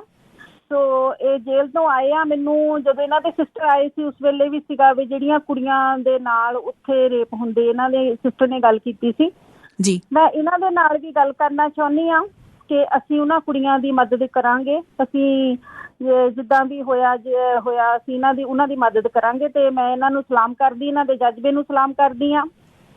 ਸੋ ਮਜ਼ਦੂਰਾਂ ਦੇ ਹੱਕਾਂ ਲਈ ਇਹ ਪਹਿਲਾਂ ਵੀ ਲੜਦੇ ਸੀ ਤੇ ਉਮੀਦ ਕਰਦੀ ਹਾਂ ਏਦਾਂ ਹੀ ਲੜਦੇ ਰਹਿਣਗੇ। ਹਾਂਜੀ ਨੌਦੀਪ, ਕੁਝ ਇੰਝ ਲੜਦੇ ਰਹਾਂਗੇ। ਬਿਲਕੁਲ ਜਸਵੀਰ ਜੀ, ਸ਼ੁਕਰੀਆ ਤੁਹਾਡਾ ਕਾਲ ਕਰਨ ਦੇ ਲਈ। ਗੁਰਦੀਪ ਸਿੰਘ ਜੀ। ਹੈਲੋ ਭੈਣ ਜੀ, ਸਤਿ ਸ਼੍ਰੀ ਅਕਾਲ। ਸਤਿ ਸ਼੍ਰੀ ਅਕਾਲ ਗੁਰਦੀਪ ਜੀ। ਭੈਣ ਜੀ, ਮੇਰਾ ਸਵਾਲ ਇਹਨਾਂ ਨੂੰ ਆ ਮਜ਼ਦੂਰ ਵਾਲੀ ਸਾਈਡ ਤੋਂ। ਦੇਖੋ, ਇਹ ਕਹਿੰਦੇ ਅਸੀਂ ਮਜ਼ਦੂਰਾਂ ਲਈ ਲੜਦੇ ਹਾਂ ਜੀ। ਇਹ ਅਪਰ ਕਾਸਟ ਕਹਿੰਦੇ, ਅਪਰ ਕਾਸਟ ਇਹਨਾਂ ਦੇ ਮਤਲਬ ਕਹਿਣ ਤੋਂ ਭਾਵ ਹੈ ਵੀ ਜਿਹੜੇ ਜੱਟ ਆ ਉਹ ਸਾਨੂੰ ਉੱਥੇ ਗੁਰਦੁਆਰੇ 'ਚ ਵੜਨ ਨਹੀਂ ਦਿੰਦੇ। ਸਿੱਧੀ ਜਿਹੀ ਗੱਲ ਇਹ ਆ ਵੀ ਹੁਣ ਜੱਟ ਤਾਂ ਆਪਣੀ ਜ਼ਮੀਨ ਲਈ ਬੈਠਾ ਉੱਥੇ, ਉਹਦੀ ਜ਼ਮੀਨ ਜਾਂਦੀ ਆ ਜਾਂ ਉਹਨੂੰ ਮਜ਼ਦੂਰ ਬਣਨਾ ਪੈ ਰਿਹਾ। ਜਿਹੜਾ ਦੋ ਖੇਤਾਂ ਵਾਲਾ ਉਹਦੀ ਤਾਂ ਕੋਈ ਟੈਨਸ਼ਨ ਨਹੀਂ, ਉਹ ਤਾਂ ਹੈ ਹੀ ਮਜ਼ਦੂਰ। ਤੇ ਹੁਣ ਇਹਨਾਂ ਨੇ ਆਪਣੀ ਪੱਖ ਤੋਂ ਕੀ ਰੱਖਿਆ ਮਜ਼ਦੂਰਾਂ ਦੇ ਵਿੱਚ, ਸਾਡੀਆਂ ਮੰਗਾਂ ਆ ਇਹ ਤਾਂ ਦਿਹਾੜੀਆਂ ਪਹਿਲਾਂ ਵੀ ਆਲੂ ਪੱਟਦੇ ਸੀ ਉਹਨਾਂ ਦੇ ਖੇਤਾਂ ਚੋਂ, ਜੇ ਅੰਬਾਨੀ ਅੰਡਾਨੀ ਆ ਗਿਆ ਫਿਰ ਉਹਨਾਂ ਦੇ ਖੇਤਾਂ ਦੇ ਵਿੱਚੋਂ ਆਲੂ ਪੱਟਣ ਲੱਗ ਪਾਂਗੇ, ਇਹਨਾਂ ਨੂੰ ਤਾਂ ਕੋਈ ਫਰਕ ਨਹੀਂ ਪੈਣਾ। ਤੇ ਜੇ ਹੁਣ ਉਹ ਇਕੱਠੇ ਹੋਏ ਹੋਈ ਆ, ਉਹਨਾਂ ਮਜ਼ਦੂਰ ਕਿਸਾਨ ਏਕਤਾ ਕਹਿੰਦੇ ਆ, ਤਾਂ ਫਿਰ ਮਜ਼ਦੂਰਾਂ ਵਾਲੀ ਸਾਈਡ ਤੋਂ ਇਹਨਾਂ ਨੇ ਆਪਣੀਆਂ ਮੰਗਾਂ ਕੀ ਰੱਖੀਆਂ ਕਿ ਸਾਨੂੰ ਆਹ ਮਿਲਣਾ ਚਾਹੀਦਾ, ਅਸੀਂ ਤਾਂ ਇਹਨਾਂ ਦੇ ਨਾਲ ਆ ਜੀ। ਨੌਦੀਪ ਦੇਖੋ ਜੀ, ਜਿਹੜੀ ਡਿਮਾਂਡਸ ਆ ਤੁਹਾਨੂੰ ਪਤਾ ਹੋਊਗਾ ਜੀ ਕਾਲੇ ਕਾਨੂੰਨ ਕੀ ਨੇ, ਕਿ ਤੁਸੀਂ ਜਾਣਦੇ ਹੋ ਕਿ ਕਾਲੇ ਕਾਨੂੰਨ ਕੀ ਆ ਰਹੇ ਨੇ ਕਿਸਾਨਾਂ ਦੇ, ਜਿਹੜੀ ਕਿਸਾਨ ਦੀ ਡਿਮਾਂਡ ਆ। ਹਾਂਜੀ ਨੌਦੀਪ, ਹੈਲੋ। ਮੈਂ ਉਹਨਾਂ ਨੂੰ ਇਹ ਪੁੱਛਣਾ ਚਾਹ ਰਹੀ ਹਾਂ ਕਿ ਉਹਨਾਂ ਨੂੰ ਪਤਾ ਕਿ ਜਿਹੜੀਆਂ ਕਿਸਾਨਾਂ ਦੀਆਂ ਡਿਮਾਂਡਾਂ ਕੀ ਨੇ, ਤੇ ਮਜ਼ਦੂਰ ਜਿਹੜੇ ਕਿਸਾਨਾਂ ਦੀ ਸਪੋਰਟ ਕਿਉਂ ਕਰ ਰਹੇ ਨੇ। ਇਹਨਾਂ ਦੀ ਕਾਲ ਕੱਟ ਗਈ ਹੈ। ਓਕੇ, ਕਿਉਂਕਿ ਦੇਖੋ ਜੀ, ਮੈਂ ਉਹ ਸਵਾਲ ਦਾ ਜਵਾਬ ਦੇਣਾ ਚਾਹ ਰਹੀ ਹਾਂ, ਕਿਉਂਕਿ ਕਿਸਾਨਾਂ ਦੀਆਂ ਜਿਹੜੀਆਂ ਡਿਮਾਂਡਸ ਨੇ ਉਹਦੇ ਵਿੱਚ ਇੱਕ ਕਾਨੂੰਨ ਆ ਜਿਹਦੇ ਵਿੱਚ ਤੁਸੀਂ ਅਨਲਿਮਿਟਡ ਸਟਾਕ ਕਰ ਸਕਦੇ ਹੋ, ਜਿਹਦੇ ਨਾਲ ਸਿੱਧਾ ਪ੍ਰਭਾਵ ਮਜ਼ਦੂਰਾਂ ਨੂੰ ਪੈਣ ਵਾਲਾ, ਤੇ ਅਸੀਂ ਇਸੇ ਕਰਕੇ ਵੀ ਉਹਨਾਂ ਦਾ ਸਪੋਰਟ ਕਰ ਰਹੇ ਹਾਂ ਜੀ ਕਿਸਾਨਾਂ ਦਾ। ਇੱਕ ਸਵਾਲ ਫਿਰ ਮੁੜ ਕੇ ਆਉਂਦਾ, ਸਾਡੇ ਕਾਲਰ ਰਾਜਦੀਪ ਹੁਣੀ ਕਰਕੇ ਗਏ ਸੀ, ਉਹਨਾਂ ਨੇ ਬਹੁਤ ਠੋਕ ਕੇ ਇਹ ਗੱਲ ਕਹੀ ਸੀ, ਕਹਿੰਦੇ ਜਿਨ੍ਹਾਂ ਨੇ ਤੁਹਾਨੂੰ ਟਿਕਟ ਦਿੱਤੀ ਹੈ, ਜਿਨ੍ਹਾਂ ਨੇ ਟਿਕਟ ਦਿੱਤੀ ਹੈ ਉਹੀ ਤੁਹਾਨੂੰ ਅੰਦਰ ਭੇਜਣ ਵਾਲੇ ਨੇ। ਖੈਰ ਮੈਨੂੰ ਉਹ ਪਤਾ ਨਹੀਂ ਕਿ ਟਿਕਟ ਦੀ ਜਾਣਕਾਰੀ ਉਹਨਾਂ ਨੂੰ ਕੀ ਹੈ, ਤੁਸੀਂ ਕੋਈ ਉਹਦੇ ਬਾਰੇ ਟਿੱਪਣੀ ਕਰਨਾ ਚਾਹੁੰਦੇ ਹੋ?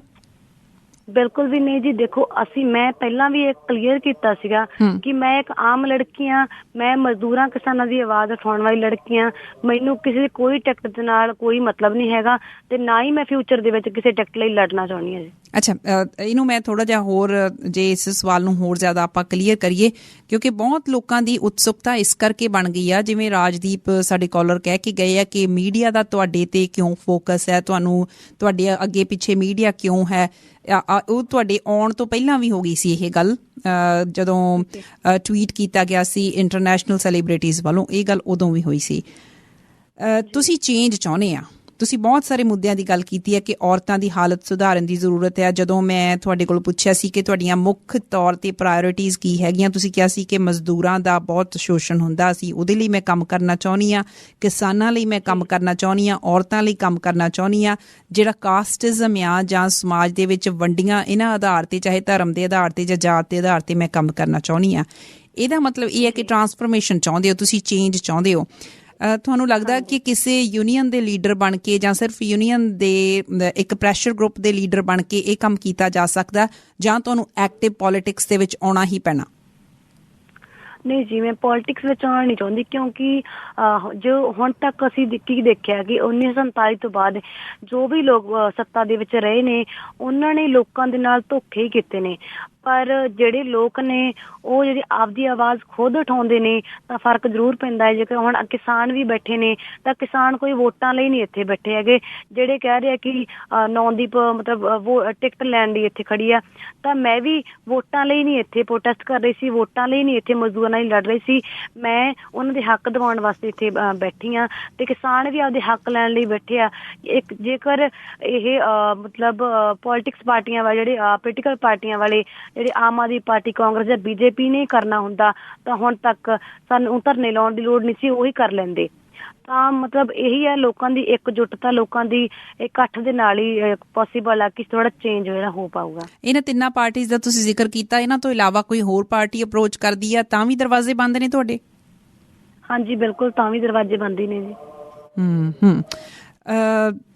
ਕਦੇ ਮਨ ਦੇ ਵਿੱਚ ਖੌਫ ਆਉਂਦਾ, ਕੋਈ ਕਿਸੇ ਤਰ੍ਹਾਂ ਦਾ ਡਰ ਆਉਂਦਾ ਕਿ ਵੀ ਹੁਣ ਇਸ ਲੈਵਲ ਤੱਕ ਲੋਕ ਮੈਨੂੰ ਜਾਣਨ ਲੱਗ ਗਏ ਆ, ਕਿਸੇ ਤਰ੍ਹਾਂ ਦੀ ਇਨਸਿਕਿਉਰਿਟੀ ਮਹਿਸੂਸ ਕਰਦੇ ਹੋ ਤੁਸੀਂ?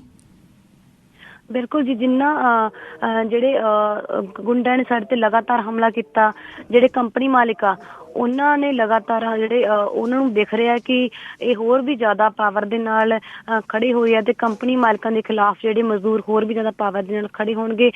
ਤਾਂ ਜੋ ਇਹ ਕਿ ਜਿਨ੍ਹਾਂ ਲੋਕਾਂ ਨੂੰ ਇਹ ਲੱਗ ਰਿਹਾ ਕਿ ਸਿਰਫ ਸਪੋਰਟ ਹੀ ਸਪੋਰਟ ਦਿਖ ਰਹੀ ਆ, ਤਾਂ ਇਹ ਵੀ ਉਹਨਾਂ ਨੂੰ ਨਜ਼ਰ ਆਉਣਾ ਚਾਹੀਦਾ ਕਿ ਦੁਸ਼ਮਣ ਵੀ ਉਨੇ ਹੀ ਹੁੰਦੇ ਨੇ ਕਿਸੇ ਵੀ ਇਨਸਾਨ ਦੇ। ਤਾਂ ਜਿਹੜੇ ਫੈਕਟਰੀ ਮਾਲਕਾਂ ਦੁਆਰਾ, ਜਿਹੜੇ ਪੁਲਿਸ ਕਰਮੀਆਂ ਲਈ ਅਸੀਂ ਹੁਣ ਇਹ ਕਹਾਂਗੇ ਕਿ ਉਹਨਾਂ ਦੇ ਖਿਲਾਫ ਕਾਰਵਾਈ ਹੋਣੀ ਚਾਹੀਦੀ ਹੈ, ਸਸਪੈਂਡ ਹੋਣੇ ਚਾਹੀਦੇ ਨੇ, ਤੇ ਉਹਨਾਂ ਦੇ ਵੱਲੋਂ ਵੀ ਮਤਲਬ ਲਗਾਤਾਰ ਇਹ ਕੋਸ਼ਿਸ਼ ਕੀਤੀ ਜਾਊਗੀ ਹਮਲੇ ਕਰਵਾਉਣ ਦੀ। ਜਿਹੜੀ ਬੀਜੇਪੀ ਸਰਕਾਰ ਆ ਉਹ ਵੀ ਕੋਸ਼ਿਸ਼ ਕਰੂਗੀ ਕਿ ਬਈ ਇਹਨਾਂ ਦੇ ਉੱਪਰ ਹਮਲੇ ਕਰਵਾਏ ਜਾਣ, ਕਿਉਂਕਿ ਅਸੀਂ ਦੇਖਿਆ ਲੋਕਾਂ ਦੇ ਹਮਲੇ ਹੁੰਦੇ, ਅਸੀਂ ਦੇਖਿਆ ਹੈ ਕਿ ਕਿਵੇਂ ਲੋਕਾਂ ਨੂੰ ਮਾਰਿਆ ਜਾਂਦਾ ਹੈ ਤੇ ਇਨਸਿਕਿਉਰਿਟੀ ਵੀ ਇਹਦੇ ਵਿੱਚ ਹੈਗੀ ਆ। ਜੇਕਰ ਲੋਕ ਜਾਣਨ ਲੱਗੇ ਨੇ ਤਾਂ ਉਹਦੇ ਵਿੱਚ ਇਹ ਵੀ ਹੈ ਕਿ ਦੁਸ਼ਮਣ ਵੀ ਸਾਡੇ ਬਾਹਰ ਨਿਕਲ ਕੇ ਆਉਂਦੇ ਨੇ। ਸਾਡੇ ਇੱਕ ਲਿਸਨਰ ਹੋਰ ਨੇ ਗੱਲ ਕਰਨਾ ਚਾਹੁੰਦੇ, ਕੈਸਰ ਜੀ। ਹਾਂਜੀ ਨਵਦੀਪ ਜੀ ਜੀ ਔਰ ਨਵਦੀਪ ਕੌਰ ਨੂੰ ਵੀ ਸਤਿ ਸ਼੍ਰੀ ਅਕਾਲ। ਮਤਲਬ ਇਹ ਕਿ ਅਗਰ ਇੱਕ ਬੰਦਾ ਖਲੂਸ ਨਾ ਬੇਗਰਜ਼ ਹੋ ਕੇ ਕੰਮ ਕਰਦਾ ਵੇ, ਉਤਲੇ ਪੁਤਲੇ ਉਹਨੂੰ ਸਿਆਸਤ ਵਿੱਚ ਗੰਦਲਾ ਨਾ ਕਰਨ।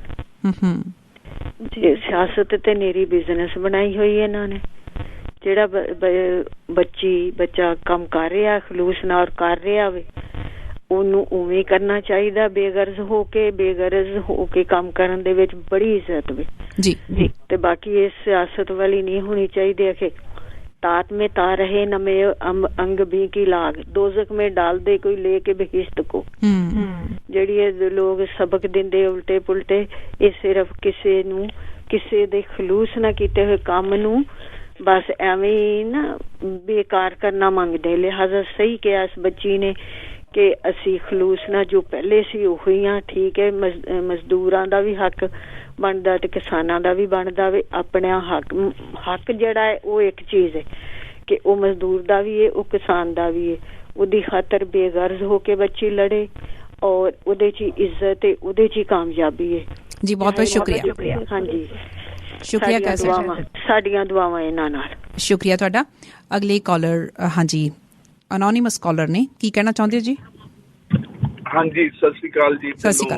ਬੀਬੀ ਤੇ ਆਪਣੀ ਬੇਟੀ ਜਿਹੜੀ ਆ ਨਵਦੀਪ ਜੀ, ਤੇ ਮੈਂ ਇਹ ਕਹਿਣਾ ਸੀ, ਚਲੋ ਗੱਲਾਂ ਤਾਂ ਮੈਂ ਕੋਈ ਕਮੈਂਟ ਹੋਰ ਨਹੀਂ ਕਰਨਾ, ਪਰ ਮੈਂ ਇਹਨੂੰ ਕਹਿਣਾ ਵੀ ਇਹ ਯੰਗ ਆ, ਬਹੁਤ ਚੰਗਾ ਕੰਮ ਕਰ ਰਹੀ ਆ ਜੀ, ਤੇ ਪੜ੍ਹੀ ਲਿਖੀ ਆ। ਇਹ ਜਿਹੜਾ ਨਾ ਵਿਤਕਰਾ ਵਾ ਕਿਸਾਨਾਂ ਤੇ ਮਜ਼ਦੂਰਾਂ 'ਚ ਪਾਇਆ ਹੋਇਆ ਇਹਨਾਂ ਗੌਰਮੈਂਟਾਂ ਨੇ ਜਾਂ ਇਹੋ ਜਿਹੇ ਲੋਕਾਂ ਨੇ, ਇਹਨੂੰ ਇਹ ਸਮਝਣ ਦੀ ਇਹਨੂੰ ਵੀ ਲੋੜ ਆ ਵੀ ਲੋਕਾਂ ਨੂੰ ਨੇੜੇ ਕਰੇ ਤੇ ਦੋਨਾਂ ਲਈ ਇਕੱਠਾ ਕੰਮ ਕਰੇ, ਹੋਰਾਂ ਲਈ ਵੀ ਇਕੱਠਾ ਕੰਮ ਕਰੇ। ਜਿਹੜਾ ਲੋੜ ਆ ਔਰਤਾਂ ਲਈ ਵੀ ਜਾਂ ਬੱਚਿਆਂ ਲਈ, ਸਾਰਿਆਂ ਲਈ ਕਰੇ ਨਾ ਜੀ। ਬਹੁਤ ਬਹੁਤ ਸ਼ੁਕਰੀਆ ਤੁਹਾਡਾ। ਹਾਂਜੀ ਥੈਂਕ ਯੂ। ਨੈਕਸਟ ਲਿਸਨਰ ਸਾਡੇ। ਹਾਂਜੀ ਸਤਿ ਸ਼੍ਰੀ ਅਕਾਲ ਜੀ। ਸਤਿ ਸ਼੍ਰੀ ਅਕਾਲ। ਹਾਂਜੀ, ਮੈਂ ਤਾਂ ਇਹਨਾਂ ਨੂੰ ਸਲੂਟ ਕਰਨਾ ਚਾਹੁੰਦੀ ਹਾਂ ਵੀ ਆਪਦੇ ਕੰਮ ਜਾਰੀ ਰੱਖਣ ਤੇ ਸਕਸੈਸ ਹੋਣਗੇ, ਤੇ ਇਹੋ ਜਿਹਾ ਕੰਮ ਹਰੇਕ ਨਹੀਂ ਕਰ ਸਕਦਾ ਗਾ।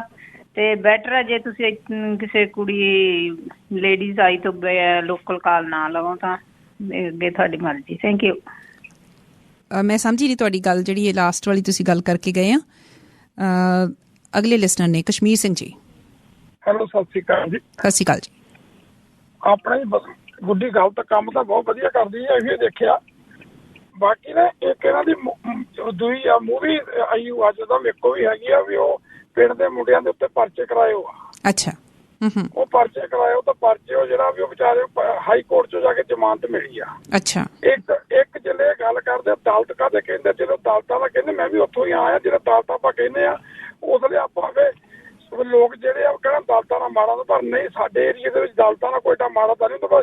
ਜੱਜ ਦਾ ਅਦਾਲਤ ਸਾਨੂੰ ਕੋਈ ਫਰਕ ਨਹੀਂਗਾ, ਪਰ ਇਹ ਅਦਾਲਤ ਕਰਕੇ ਥੋੜਾ ਜਿਹਾ ਹਾਈਲਾਈਟ ਜ਼ਿਆਦਾ ਆਪਣੇ ਆਪ ਨੂੰ ਕਰਨਾ ਚਾਹੁੰਦੇ। ਪਰ ਮੈਨੂੰ ਇਹ ਦੱਸੋ ਵੀ ਉਹ ਮੁੰਡਿਆਂ ਦੇ ਪਰਚੇ ਕਾਹਦੇ, ਤੁਸੀਂ ਉਹ ਮੁੰਡਿਆਂ ਨੂੰ ਕੋਈ ਲਿਆਓ ਏਅਰ ਦੇ ਉੱਤੇ ਵੀ ਕਾਹਦੇ ਹੋਏ ਆ, ਕਾਹਦੇ ਵਿਚਾਰੇ ਹੁਣ ਜ਼ਮਾਨ ਤੇ ਆਏ ਹੋਆ, ਤਾਂ ਉਹਨਾਂ ਦੀ ਮਾਂ ਵੀ ਰੋਂਦੀ। ਇਹਨਾਂ ਦੇ ਪਿੰਡ ਦੀ ਗੱਲ ਆ। ਸ਼ੁਕਰੀਆ ਜੀ। ਮੈਨੂੰ ਲੱਗਦਾ ਪਹਿਲਾਂ ਜਵਾਬ ਦੇ ਚੁੱਕੇ ਇਸ ਗੱਲ ਦਾ। ਨੌਦੀਪ, ਫਿਰ ਵੀ ਜੇ ਤੁਸੀਂ ਕੋਈ ਕਮੈਂਟ ਕਰਨਾ ਚਾਹੁੰਦੇ ਹੋ ਕਰ ਸਕਦੇ ਹੋ, ਕਿਉਂਕਿ ਆਪਣੇ ਕੋਲ ਸਮਾਂ ਬਹੁਤ ਥੋੜਾ ਹੈ। ਕਿਉਂਕਿ ਜੀ ਦੇਖੋ, ਇੱਕ ਲੜਕੀ ਦੇ ਨਾਲ ਰੇਪ ਕਰਨਾ, ਚਾਹੇ ਉਹ ਕਿਸੇ ਵੀ ਧਰਮ ਦਾ ਹੋਵੇ, ਕਿਸੇ ਵੀ ਕੋਈ ਵੀ ਇਨਸਾਨ ਹੋਵੇ, ਤਾਂ ਉਹ ਤੇ ਪਰਚਾ ਹੋਣਾ ਹੀ ਚਾਹੀਦਾ ਤੇ ਉਹਨੂੰ ਅਰੈਸਟਿੰਗ ਉਹਦੀ ਹੋਣੀ ਹੀ ਚਾਹੀਦੀ ਆ। ਇਹ ਉਹੀ ਪਰਚੇ ਕੀਤੇ ਗਏ ਸੀ ਜਿਹੜੇ ਉਹਨਾਂ ਨੇ ਇੱਕ ਲੜਕੀ ਦੇ ਨਾਲ ਰੇਪ ਕੀਤਾ ਸੀਗਾ। ਓਕੇ ਨੌਦੀਪ, ਉਹੀ ਗੱਲ ਇਹ ਕਰਕੇ ਗਏ ਨੇ ਜਦੋਂ ਮੈਂ ਪਹਿਲਾਂ ਕਿਹਾ ਸੀ, ਕਈ ਲੋਕ ਕਹਿੰਦੇ ਕਿ ਲੜਕੀ ਹੋਣ ਦਾ, ਕੁੜੀ ਹੋਣ ਦਾ ਫਾਇਦਾ ਲੈਂਦੇ। ਇਹਨਾਂ ਨੇ ਇਹ ਗੱਲ ਕਹੀ ਹੈ ਕਿ ਦਲਿਤ ਹੋਣ ਦਾ ਸ਼ਾਇਦ ਤੁਸੀਂ ਫਾਇਦਾ ਲੈ ਰਹੇ ਹੋ।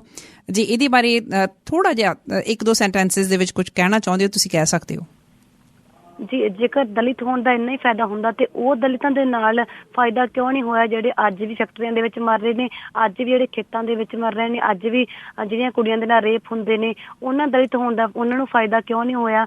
ਇਹ ਤਾਂ ਸਿਰਫ ਇੱਕ ਜਨਤਾ ਦੀ ਆਵਾਜ਼ ਦੇ ਨਾਲ ਜਿਹੜਾ ਫਾਇਦਾ ਹੋਇਆ, ਪਰ ਇੱਕ ਦਲਿਤ ਹੋਣ ਦੇ ਨਾਤੇ ਕੋਈ ਫਾਇਦਾ ਨਹੀਂ ਹੋ ਰਿਹਾ। ਲਾਲਜੋਤ ਸਿੰਘ ਜੀ, ਮੇਰੇ ਕੋਲ ਸਿਰਫ ਤੇ ਸਿਰਫ 1 ਮਿੰਟ ਆ, ਪਲੀਜ਼ ਆਪਣੀ ਗੱਲ ਛੋਟੀ ਰੱਖਿਓ। ਜੇ ਸਵਾਲ ਕਰਨਾ ਤੁਸੀਂ ਕਰ ਸਕਦੇ ਹੋ। ਹਾਂਜੀ ਲਾਲਜੋਤ ਸਿੰਘ ਜੀ। ਹਾਂਜੀ ਆਪ ਜੀ ਦੇ ਮਹਿਮਾਨ ਨੂੰ ਜੀ ਸਤਿ ਸ੍ਰੀ ਅਕਾਲ ਜੀ। ਸਿਰਫ 30 ਸੈਕਿੰਡ ਦੇ ਵਿੱਚ ਗੱਲ ਕਰਿਓ ਪਲੀਜ਼, 30 ਸੈਕਿੰਡ, ਅੱਜ ਬਹੁਤ ਥੋੜਾ ਟਾਈਮ ਹੈ ਆਪਣੇ ਕੋਲ। ਹਾਂਜੀ ਸਾਜਾ ਸਾਹਿਬ ਪਤਾ ਹੈ ਜਿਵੇਂ ਕਰਮ ਕਰੇ। ਮੈਂ ਬੀਬੀ ਜੀ ਉਹਨਾਂ ਦੀ ਗੱਲਾਂ ਕਿ ਸਾਡੇ ਖਾਸ ਕਰਕੇ ਮੈਂ ਕਹਿੰਦਾ ਸਾਡੇ ਧਰਮ ਬੜਾ ਉੱਚਾ ਸੁੱਚਾ ਬੜਾ ਮਹਾਨ ਸੀ, ਗੁਰੂ ਨਾਨਕ ਸਾਹਿਬ ਤੋਂ ਲੈ ਕੇ ਗੁਰੂ ਗੋਬਿੰਦ ਸਿੰਘ ਮਹਾਰਾਜ ਤੱਕ।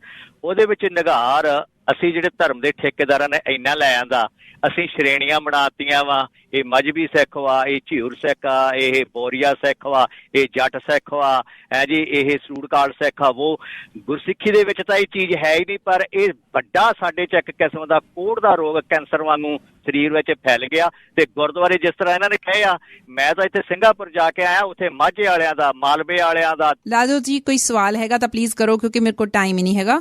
ਹਾਂਜੀ ਬਸ ਮੈਂ ਕਹਿੰਦਾ ਕਿ ਇਹਨਾਂ ਨੂੰ ਹੱਲਾਸ਼ੇਰੀ, ਇਹ ਜੋ ਕੰਮ ਕਰ ਰਹੇ ਆ ਇਹ ਬਹੁਤ ਵਧੀਆ ਕਰ ਰਹੇ ਆ, ਸਤਿਗੁਰੂ ਇਹਨਾਂ ਤੇ ਮਿਹਰ ਰੱਖੇ। ਧੰਨਵਾਦ ਜੀ, ਬਹੁਤ ਬਹੁਤ ਸ਼ੁਕਰੀਆ। ਗੁਰਦੀਪ ਜੀ ਦੁਬਾਰਾ ਆਏ ਨਹੀਂ, ਮੈਂ ਮਾਫੀ ਚਾਹੁੰਦੀ ਹਾਂ ਗੁਰਦੀਪ ਜੀ, ਦੁਬਾਰਾ ਮੈਂ ਕਾਲ ਨਹੀਂ ਲੈ ਸਕਦੀ ਕਿਉਂਕਿ ਸਮਾਂ ਮੈਨੂੰ ਹੋਰ ਇਜਾਜ਼ਤ ਨਹੀਂ ਦੇ ਰਿਹਾ। ਆਪਣੇ ਕੋਲ ਲਾਸਟ 30 ਸੈਕਿੰਡ ਜੇ ਤੁਸੀਂ ਨੌਦੀਪ ਇਹ ਗੱਲ ਕਰ ਸਕੋ ਕਿ ਹੁਣ ਐਡਾ ਵੱਡਾ ਅੰਦੋਲਨ ਬਣਿਆ ਹੋਇਆ ਭਾਰਤ ਦੇ ਵਿੱਚ, ਜਿਹਦੀ ਨਜ਼ਰ ਪੂਰੀ ਦੁਨੀਆ ਦੀ ਜਿਹਦੇ ਉੱਤੇ ਨਜ਼ਰ ਹੈਗੀ ਆ, ਤੁਹਾਨੂੰ ਲੱਗਦਾ ਕਿ ਇਹ ਜਿਹੜੇ ਪਾੜਿਆਂ ਦੀ, ਇਹ ਫਰਕਾਂ ਦੀ ਗੱਲ ਕੀਤੀ ਹੈ, ਇਹਦੇ ਨਾਲ ਕੋਈ ਵੱਡੀ ਤਬਦੀਲੀ ਆਊਗੀ ਇਸ ਅੰਦੋਲਨ ਤੋਂ ਬਾਅਦ? ਇਹ ਜਾਤ ਪਾਤ ਧਰਮਾਂ ਦੇ ਵਿਤਕਰੇ ਜਿਸ ਢੰਗ ਦੇ ਨਾਲ ਲੋਕ ਉੱਥੇ ਬੈਠੇ ਆ, ਖਤਮ ਹੋ ਜਾਣਗੇ? ਦੇਖੋ ਜੀ, ਅੰਦੋਲਨ ਦੇ ਵਿੱਚ ਲੋਕਾਂ ਦੀ ਰਾਜਨੀਤਿਕ ਚੇਤਨਾ ਜਿਹੜੀ ਉਹ ਕਾਫੀ ਵਧੀ ਹੈ ਪਹਿਲਾਂ ਨਾਲੋਂ। ਲੋਕਾਂ ਦੇ ਵਿੱਚ ਇੰਨਾ ਫਰਕ ਨਹੀਂ ਰਿਹਾ ਕਿ ਮਜ਼ਦੂਰ ਕਿਸਾਨਾਂ ਦਾ ਜਿਹੜਾ ਫਰਕ ਕਰਨ, ਕਿਉਂਕਿ ਪਿੰਡਾਂ ਦੇ ਵਿੱਚ ਥੋੜਾ ਬਹੁਤ ਰਿਹਾ ਸੀਗਾ ਪਹਿਲਾਂ, ਪਰ ਅੰਦੋਲਨ ਦੇ ਵਿੱਚ ਕਿਸਾਨ ਮਜ਼ਦੂਰ ਏਕਤਾ ਜ਼ਿੰਦਾਬਾਦ ਦਾ ਨਾਰਾ ਲੱਗਦਾ ਤੇ ਪਰ ਹੁਣ ਉਹ ਮਤਲਬ ਮਜ਼ਦੂਰਾਂ ਦਾ ਵੀ ਸਪੋਰਟ ਕਰ ਰਹੇ ਨੇ ਕਿਸਾਨ, ਤੇ ਮਜ਼ਦੂਰ ਜਿਹੜਾ ਕਿਸਾਨਾਂ ਦਾ ਸਪੋਰਟ ਕਰ ਰਹੇ ਨੇ। ਤਾਂ ਉਮੀਦ ਜ਼ਰੂਰ ਹੈਗੀ ਹੈ, ਜੇਕਰ ਇਹ ਜਿੱਤ ਪ੍ਰਾਪਤ ਹੋਊਗੀ ਤਾਂ ਇੱਕ ਉਮੀਦ ਆ ਕਿ ਜਿਹੜੇ ਕਿਸਾਨ ਮਜ਼ਦੂਰਾਂ ਦੇ ਵਿੱਚ ਜਿਹੜਾ ਪਾੜਾ ਬਿਲਕੁਲ ਘੱਟ ਹੋਊਗਾ, ਕਿਉਂਕਿ ਕਿਸਾਨ ਮਜ਼ਦੂਰ ਇੱਕ ਦੂਜੇ ਤੋਂ ਬਿਨਾਂ ਨਹੀਂ ਜੀ ਸਕਦੇ ਹੈਗੇ।